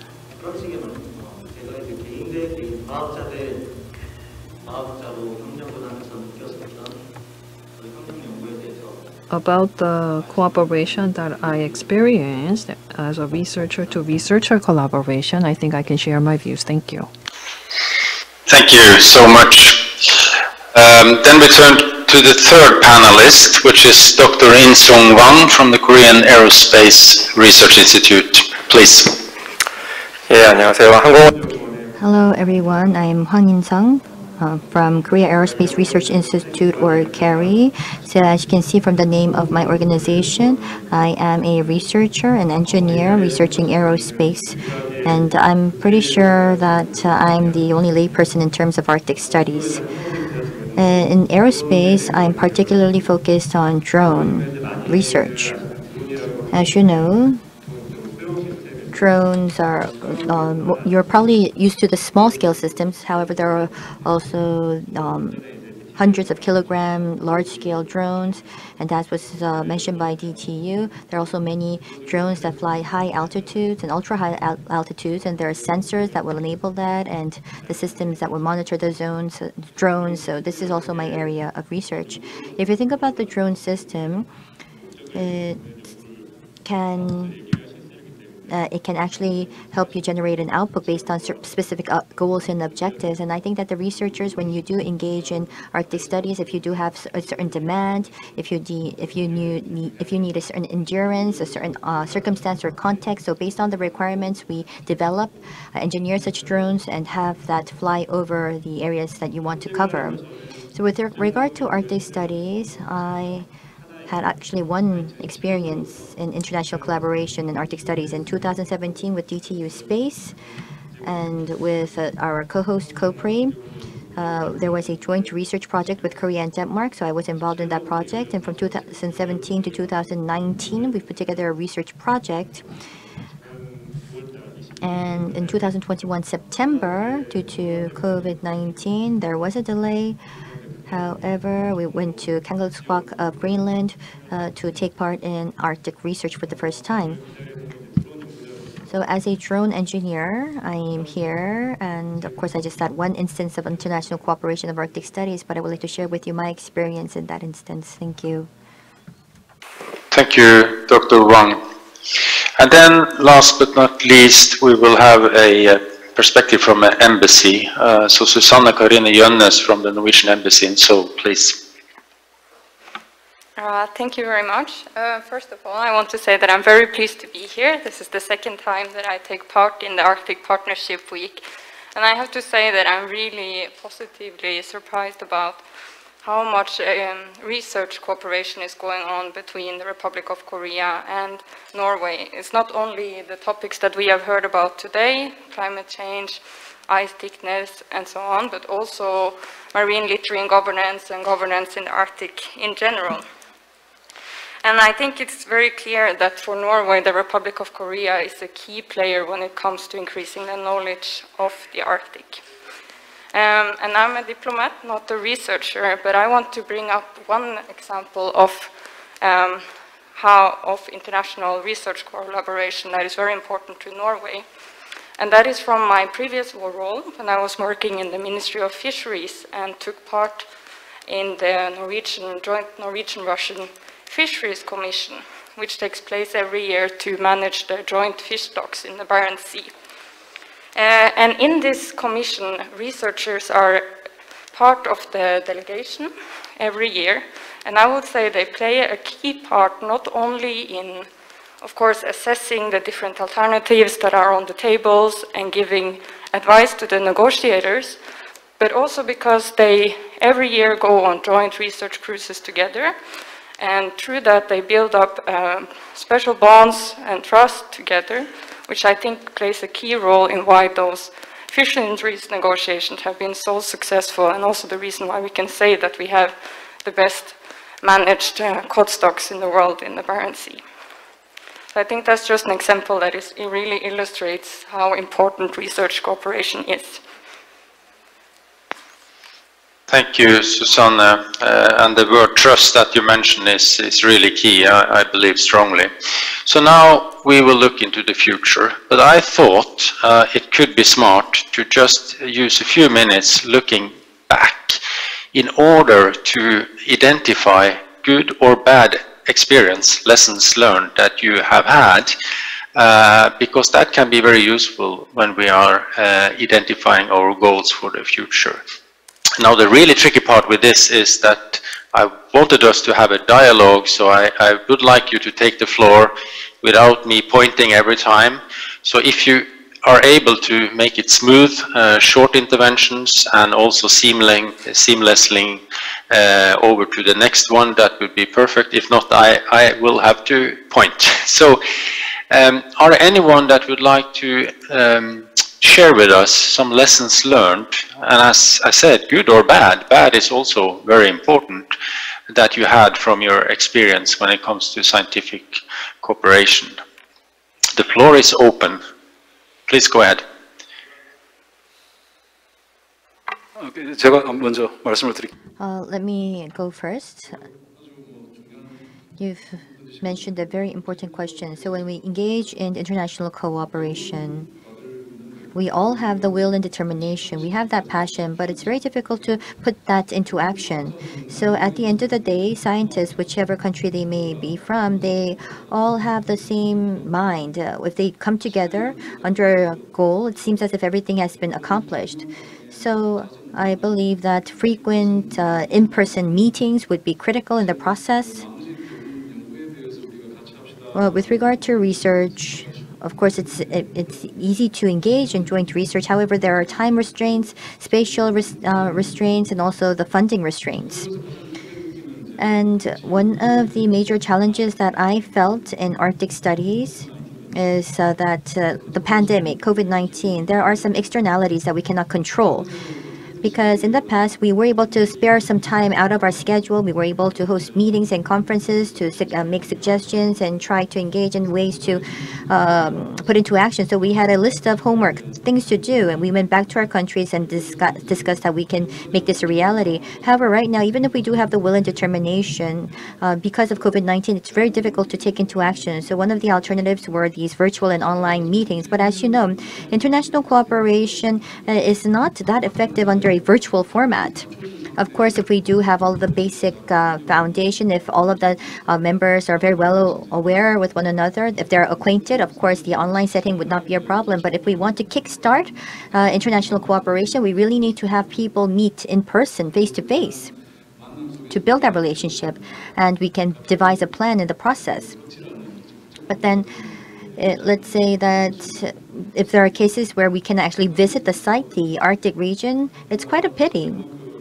As we heard from, we mentioned about the joint research with Denmark, but we've decided to engage in the first expedition in 2020, but we could not do that because of COVID-19. And throughout that single year, many thoughts crossed my mind. And I'm pretty sure that the scientists really want to overcome these temporal and spatial limitations, and especially the externalities that we cannot control. So I think that we've discussed a lot about what kind of alternatives and other options are out there. Some of the researchers, what they did was request the government to put together a pathway so that we would be careful, and that please enable us to really engage in research. 1 year is critical, but because of COVID-19, if we cannot engage in any site research, it will be it will actually just turn back time. And of course, some may say that 1 year is not that long. However, in terms of information, if there is a missing year, that would be a critical issue in research. So that was a challenge. And so based on my experience, some of the pros to international collaboration is that everybody would come together. They all have the will and determination. They want to join in together. They're all very good-hearted and warm-hearted. But then it's true that if there are uncontrollable externalities, how can we overcome that based on international collaboration, I think is the task at hand. So if we have an international consortium, for instance, to find a way to overcome these externalities like COVID-19, I think maybe that could have helped. So that was one thought that crossed my mind. In the future, I think that we probably will have such mechanisms to help us better the situation.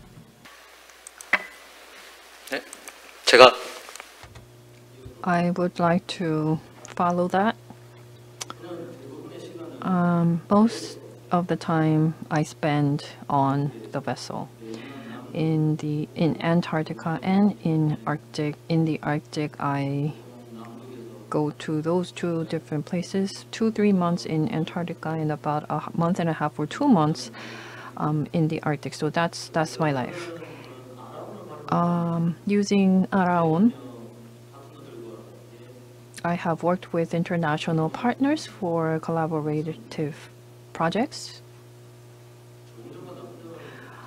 Looking back, I don't think I can think of anything bad. In these international collaborations, we've been using around for 10 years for research and survey. And personally, I still think that in polar research, Korea still lacks capability to take leadership, although we have come a long way. So looking back, what comes to mind is the very first Arctic voyage. We had to break the ice, but I had no idea how to even get off board and step onto the ice. I didn't know if I had to physically go onto the ice or whether I would fall into the ocean if the ice breaks. And a colleague who studied the sea ice gave me a lot of guidance on how to read the sea ice, how to find the right spot.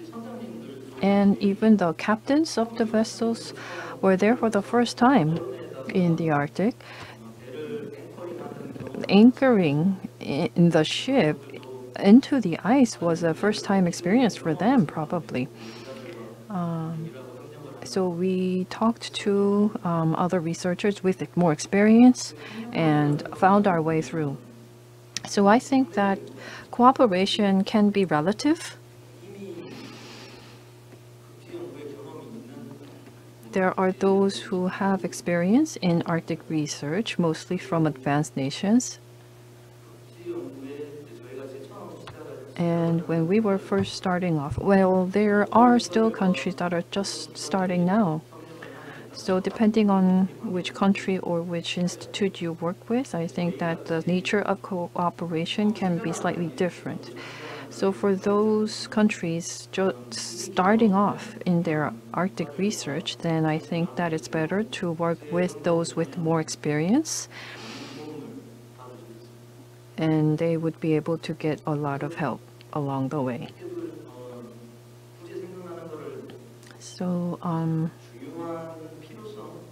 in terms of importance, when it comes to international cooperation, I think it is human exchanges, because what we had no experience in and what we had no capabilities in, we were able to learn from others with experience and capabilities, and we were able to share equipment. At the time, we had Araon, and thanks to that, we were able to engage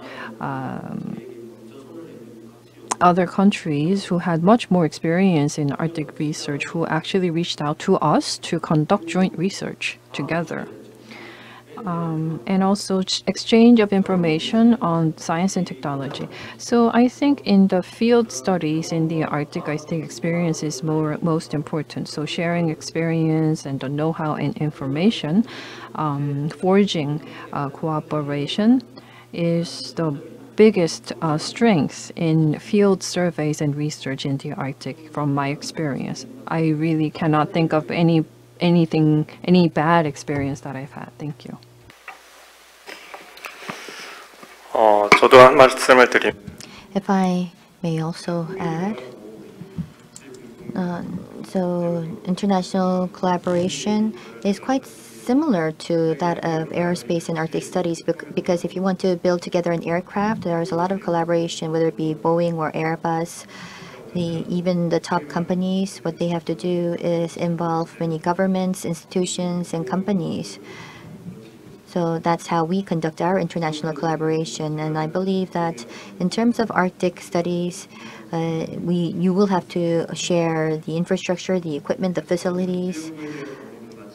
Because I don't have a lot of experience in Arctic collaboration, I just want to reflect upon my experience in Greenland as a drone engineer. So before I went to Greenland, I had a lot of concerns. I wasn't exactly sure whether the drone would able to fly in unprecedented environments. But fortunately enough, it did a good job. And for me, whether it be in Korea and other countries, there are a lot of limitations when we want to fly drones. However, in Greenland, we can do whatever we want in flying the drone. So we were able to say that in terms of the communications environment and the climate environment was better than expected, which was quite fortunate.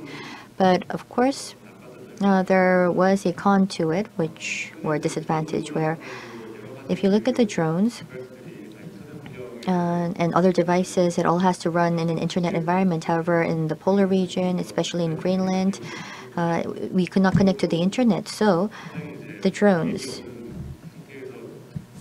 had to actually fly without a specific control system. So that was a limitation. And it was very difficult to understand this before we actually went on site. So I think that it would be better if we can prepare in advance to get such information on the environment, which will enable some more efficient and effective drone research. That is all. Thank you. And if I can just make a final point on this, since I'm not a researcher, I wanted to bring up another issue, and that's the issue of communicating research to the general public, and also, of course, us working in diplomacy and policymakers. Because as the world is changing, so is also the way that people are looking for information and the way that they find out about research. And I think one thing that would be very interesting for Korea and Norway to discuss more maybe in our research cooperation is how can we do more for the research that we have done together to reach out. I think it was very interesting to hear from the Synoptic Arctic survey earlier today. They have I went on their website and they have made an excellent job making a blog that gives extensive and very easy to read information about the work that they are doing. So I think just for further discussions, this would also be an interesting area for Korea and Norway to look into. Very, very many good reflections. On the last intervention, just to go back to you, Susanne, with a follow-up question from my side. First, I would say in Norway, I think it was a milestone during the International Polar Year in 2007-2008 when it came to scientists actually actively involving themselves in communication. Before that, it was no cred for doing that. There were no experience.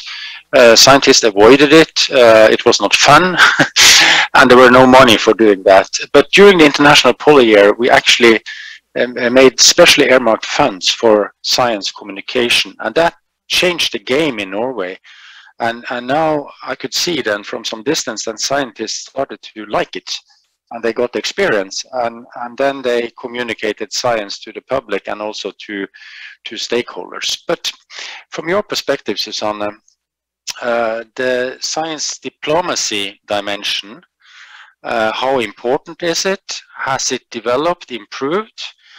Is it challenged by today's more protective and protectionistic world? Do you see any changes, developments, again, good or bad, in the science diplomacy sphere? Thank you.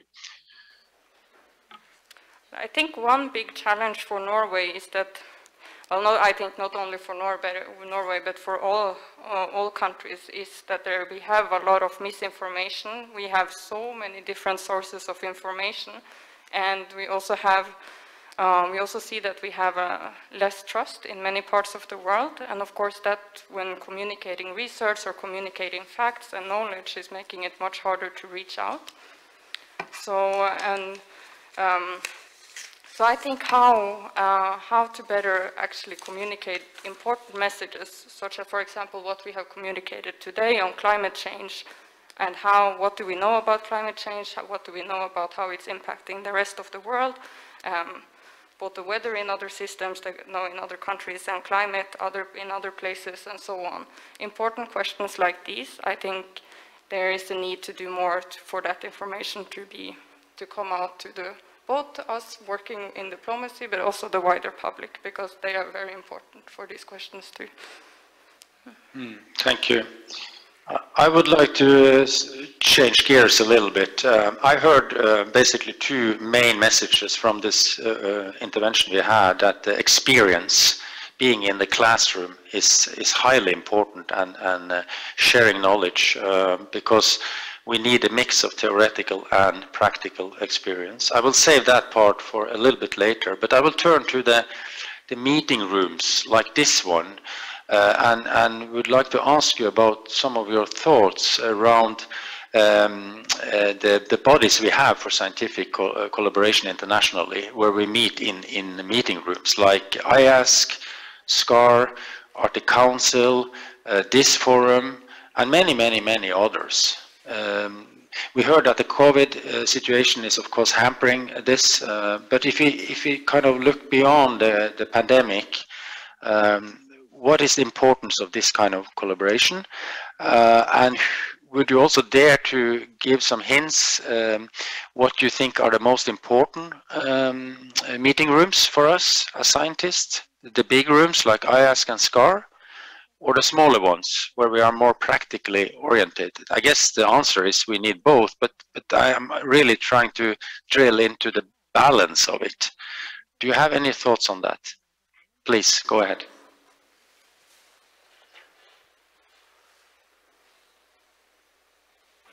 예, 제가 말씀드릴게요.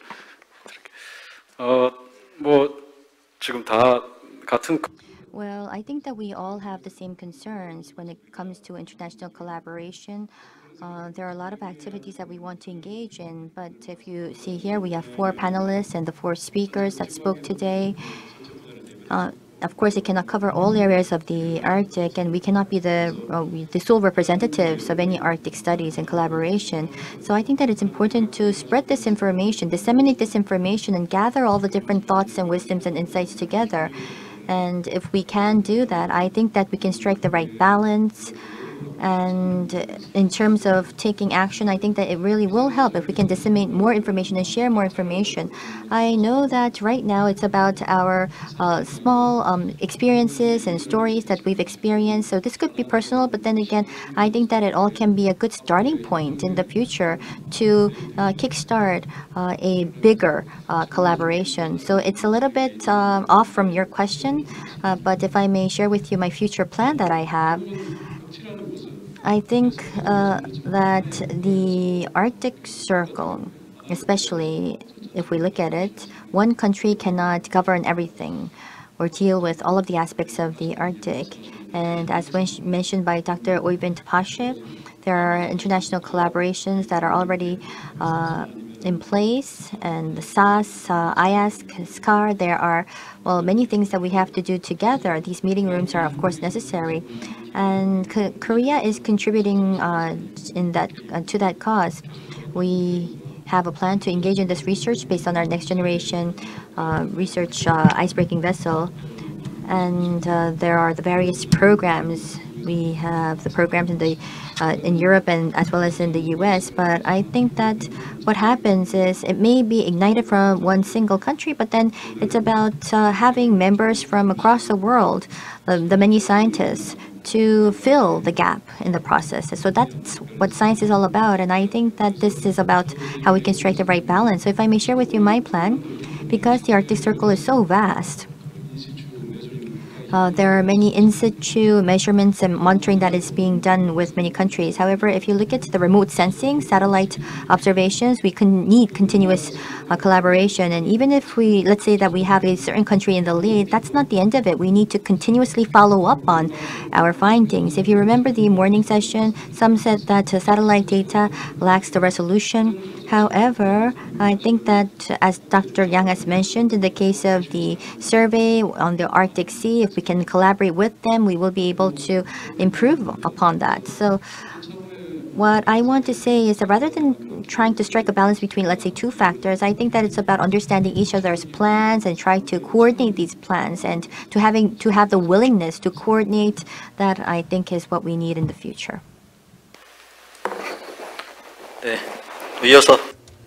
And to add to that, my thoughts, international joint cooperation, as mentioned earlier, I ask whether IASC is better or smaller scale is better.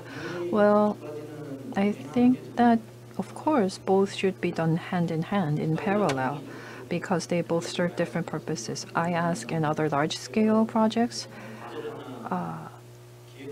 for example, when we plan out a task or project, the planned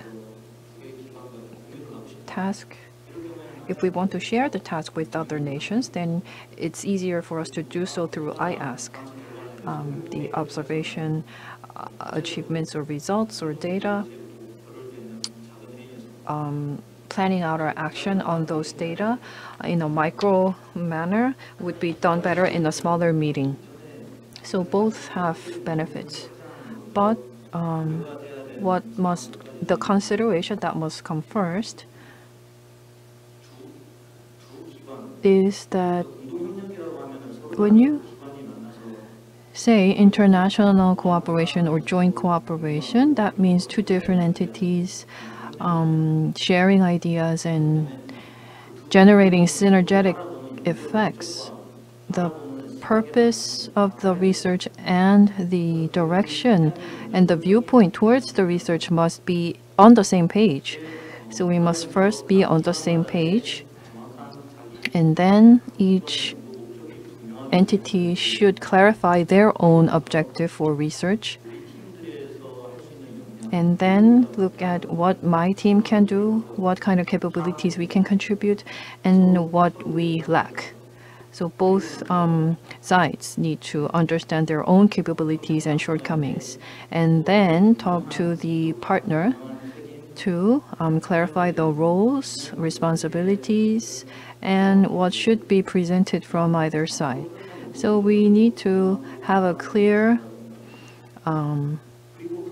purpose and objective of research. And the next consideration is a very thorough plan. We cannot just simply start out with a research with no plan.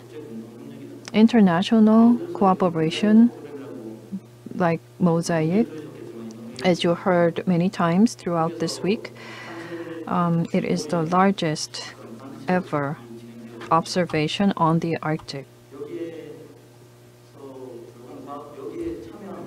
This project involved 250 scientists, 7 different ice-breaking vessels, and through a year period, through a drift survey, when you look at the exploration planning, the planning actually started 13 years ago. So they started planning out this project for 13 years. And to carry this out, about 80 scientists from 20 different countries took part in implementing the plans. So thanks to this meticulous planning, I think that a project like Mosaic, despite COVID-19, was able to safely conclude the survey. And the next consideration is, of course, data sharing, as the previous speaker mentioned. So an open platform data sharing is extremely important.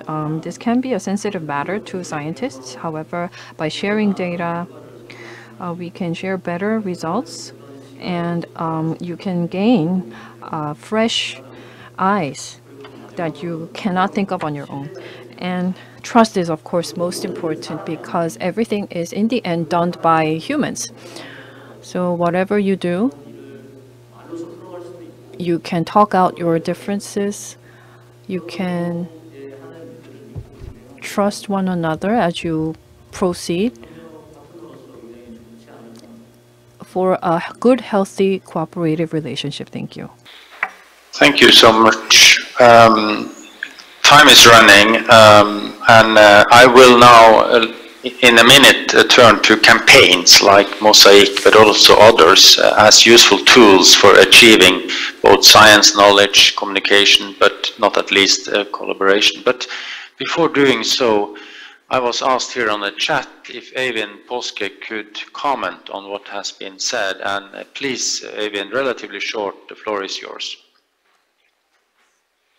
Thank you, Jan Gunnar. I just wanted to add the aspect to what was said there. And I think my experience working with SATS is that initiatives like ours is continuity. The fact that an organization or an institution lasts for many years allows it to become a conduit for collaboration. And also, all of these initiatives that have concrete targets are important. I think concrete targets help people work together like we do, trying to bring all the ships into the Arctic for one specific year or 2 specific years. And it also means that by having these common targets, you can pool in the resources as you have on national scale. So national targets overlap them with international targets. I think that's one of the advantages with having initiatives like, for instance, us, but also many other, and Mosaic, as you mentioned, obviously. Thank you. Thank you, Eivind. Okay, let's turn to the classroom, as I called it, the Arctic environment and campaigns and research executed there. I think personally campaigns and flagships with multinational participation is very important, but obviously we can't do a mosaic every year. We don't have the resources to do that, but we can maybe have a series of campaigns in a long-term framework and planning. And I would like to ask you, without maybe going into details of different campaigns that you have taken part in, how important are they?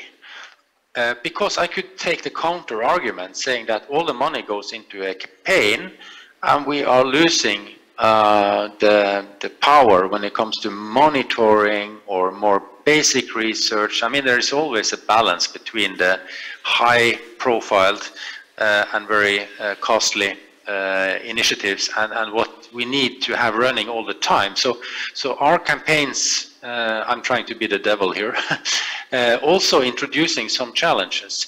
And then I would like you to address, if you would like to do so, the question of, do we need an international poll a year again? We had one 2007, 2008. There are more and more voices out there arguing that because of climate change, because of many things with a changing environment and the relevance and the importance of the Arctic, we should actually not wait for 50 or 75 years. We should have it in 2032, 2033. Would that be the most important goal of future scientific collaboration? And then I open the floor again.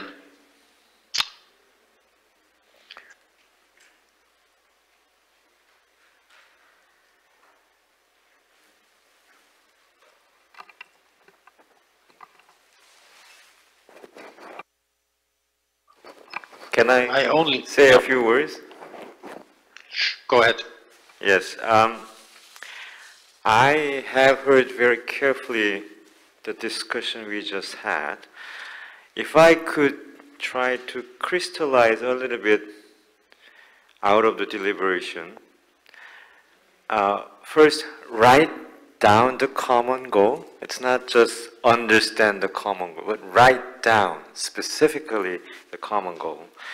And write the joint plan, and then accumulate small success stories so that we can build confidence and trust. So those 3 are the major steps. But for what? For a joint proposal, for joint activity. Then I would agree with Jan Gunnar that it will be very worthwhile campaign move to plan, to push for such an activity. In that regard, perhaps another synoptic survey or another polar year will be a great initiative to advance our understanding, also to build another second set of baseline. So all in all, for that kind of thing to happen, it will be useful to have a dialogue platform so that we can not just talk in leisure, but for a specific purpose. That's the kind of thing we should be envisioning. Thank you.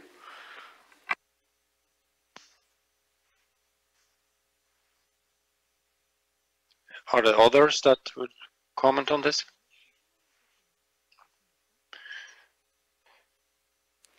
So may I ask Susanne then, while you are thinking, you have been in the diplomacy for some years. Do you see any, let's say, legacy from the international polo year that I mentioned? For me, it's kind of on the top of my head because I was involved there and so on. But from your perspective, do you see any legacy? And so that's the part one of my question. The second one would, do you see promising prospects for having such a major international campaign that was that time developed when it comes to plans and goals in an international jointly manner, and I think that point that was made now was very important. Much better that we join forces in the planning and then we execute things than one party, one nation, one institution are making all the plans and then invite others on board. I think that's a weaker construction. But Susanne, would you like to comment? Thank you. Well, I can just say from my own perspective, I think I definitely saw a legacy in terms of a much bigger interest. There was a lot of research interest, of course, in all aspects of Arctic areas and, of course, on many aspects going on Arctic affairs, as I was studying international relations at the time. That was very important. But I think also something that we could maybe make greater use of is that this year was also supposed to mark the first year of the UN decade of ocean research, which is, of course, also highly relevant for the Arctic, because the Arctic Ocean is so important for the rest of the world oceans. And I think markings like these, they are highly important because they pull many resources together. They manage to create a lot of attention to one issue, and they also offer an opportunity to communicate about an issue at a much greater scale than without them. So let me then on the last note, maybe a provocation, but it's meant in a good way, so please, apologies, please. You mentioned the ocean, and I'm deeply involved in international work on the ocean, and it's no doubt that the ocean has gained a lot of momentum now. We are discussing oceans at the G7 meetings, we have the decade, as you mentioned, and there are this high-level panel for sustainable economy, and so on and so on. And my question is, and that's the provocation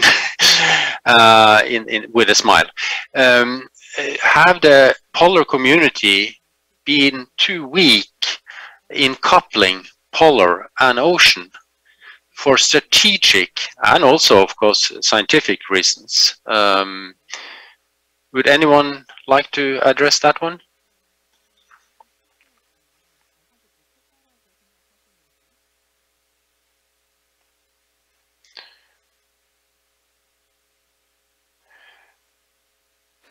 I guess it's 질문을 다시 한번.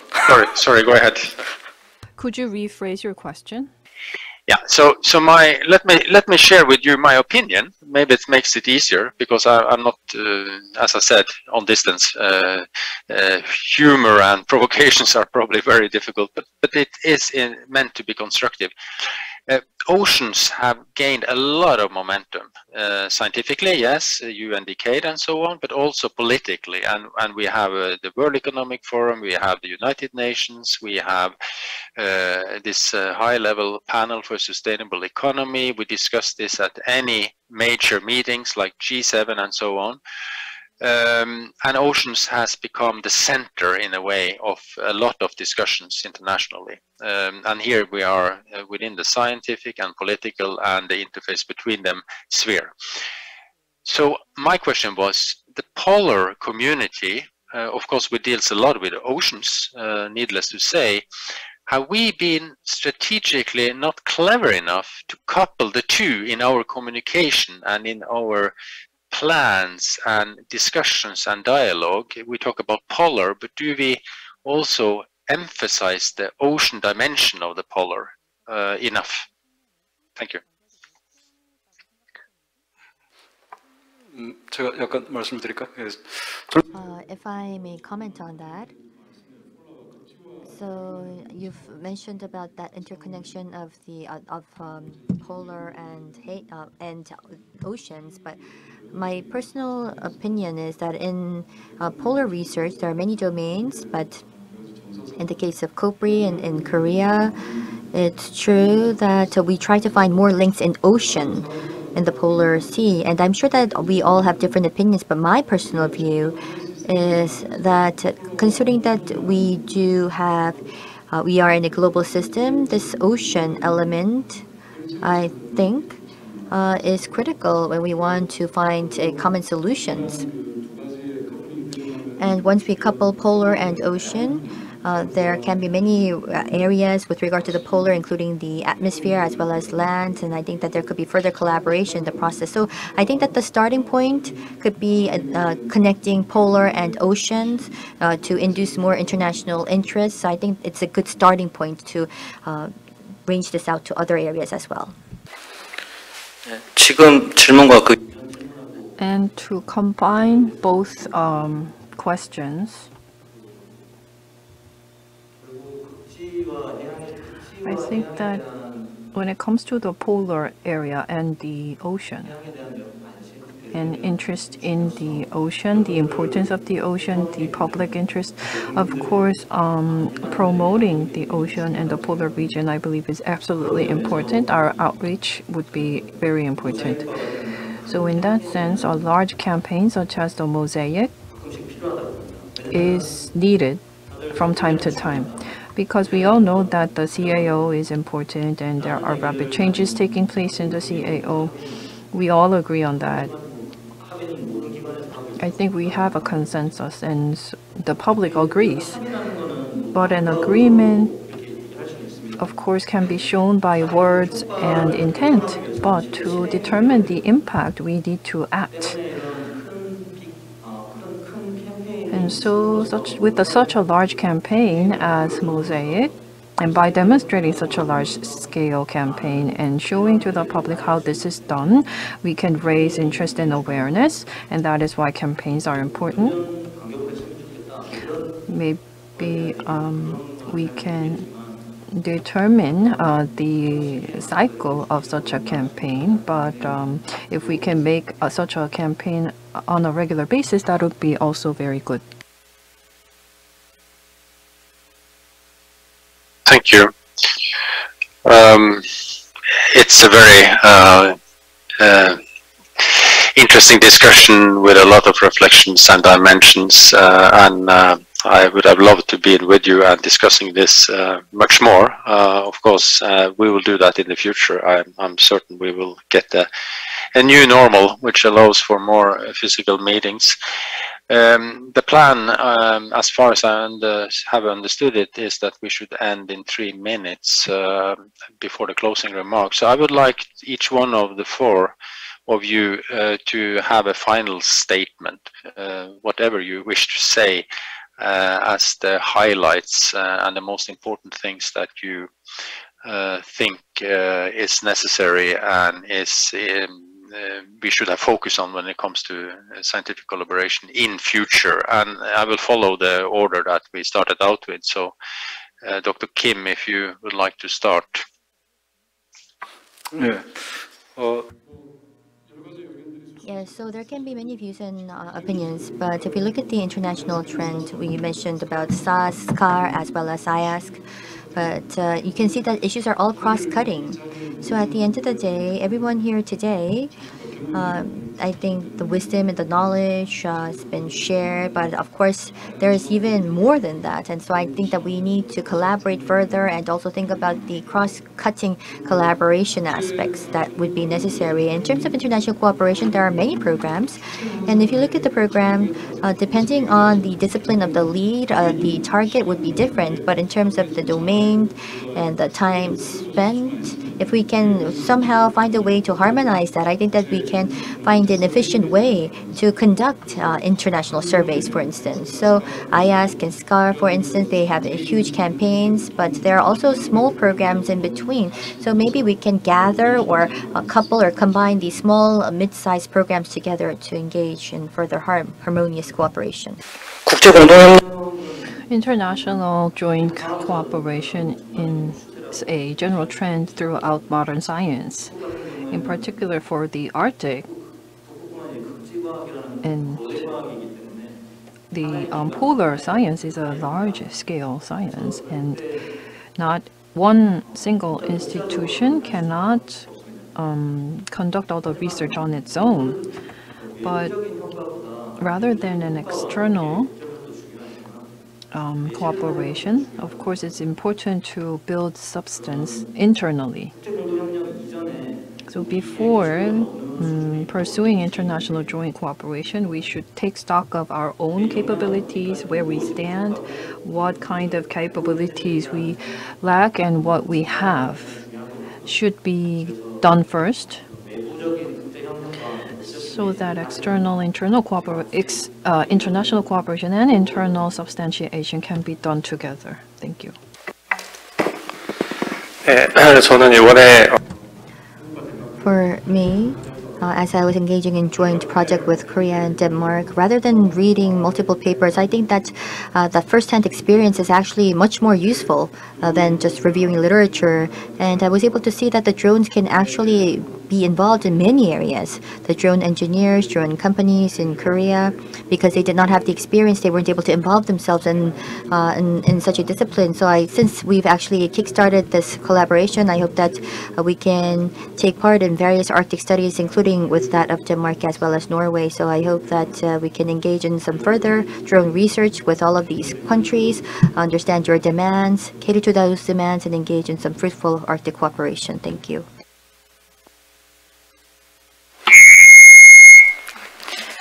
To finish, I actually wanted to bring up both the oceans and the blue economy, as these are topics that where both the Republic of Korea and Norway have large interest, whether that's renewable energy, the maritime industry, fisheries, and aquaculture. Because we both are both at the forefront of all these industries, and we have a lot of cooperation within them. But however, for all these industries to grow, we need more knowledge of how human activities are impacting the oceans and also in the Arctic, because many of the businesses who work on these topics are actually located in the Norwegian Arctic. So actually having limited knowledge of these areas is also a limit to growth. And that's a very important argument for why we need to increase our knowledge. And I think research cooperation is so important because it makes it possible for researchers to draw on a large pool of resources, both human, technical ones, data resources, and so on. And of course, all of that leads to greater knowledge.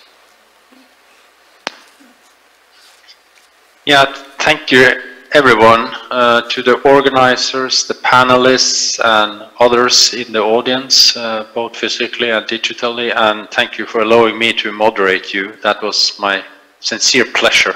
So then over to the moderator of the meeting and the closing remarks. Thank you.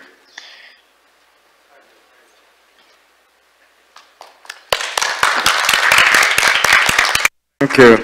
I will not try to summarize, but it's true that we are leaving the place with great food for thought. For example, how best to link ocean and polar to produce a great story. Today we had a good opportunity to listen to new approaches, technical details, or some big directions in science to better reflect upon the rapid Arctic changes and to discuss opportunities. One thing that all the speakers pointed out today is close cooperation is very important, is very critical to do something valuable in the Arctic. With that, I would like to conclude today's seminar and thank all the participants and speakers and the moderator. Thank you very much for your time again.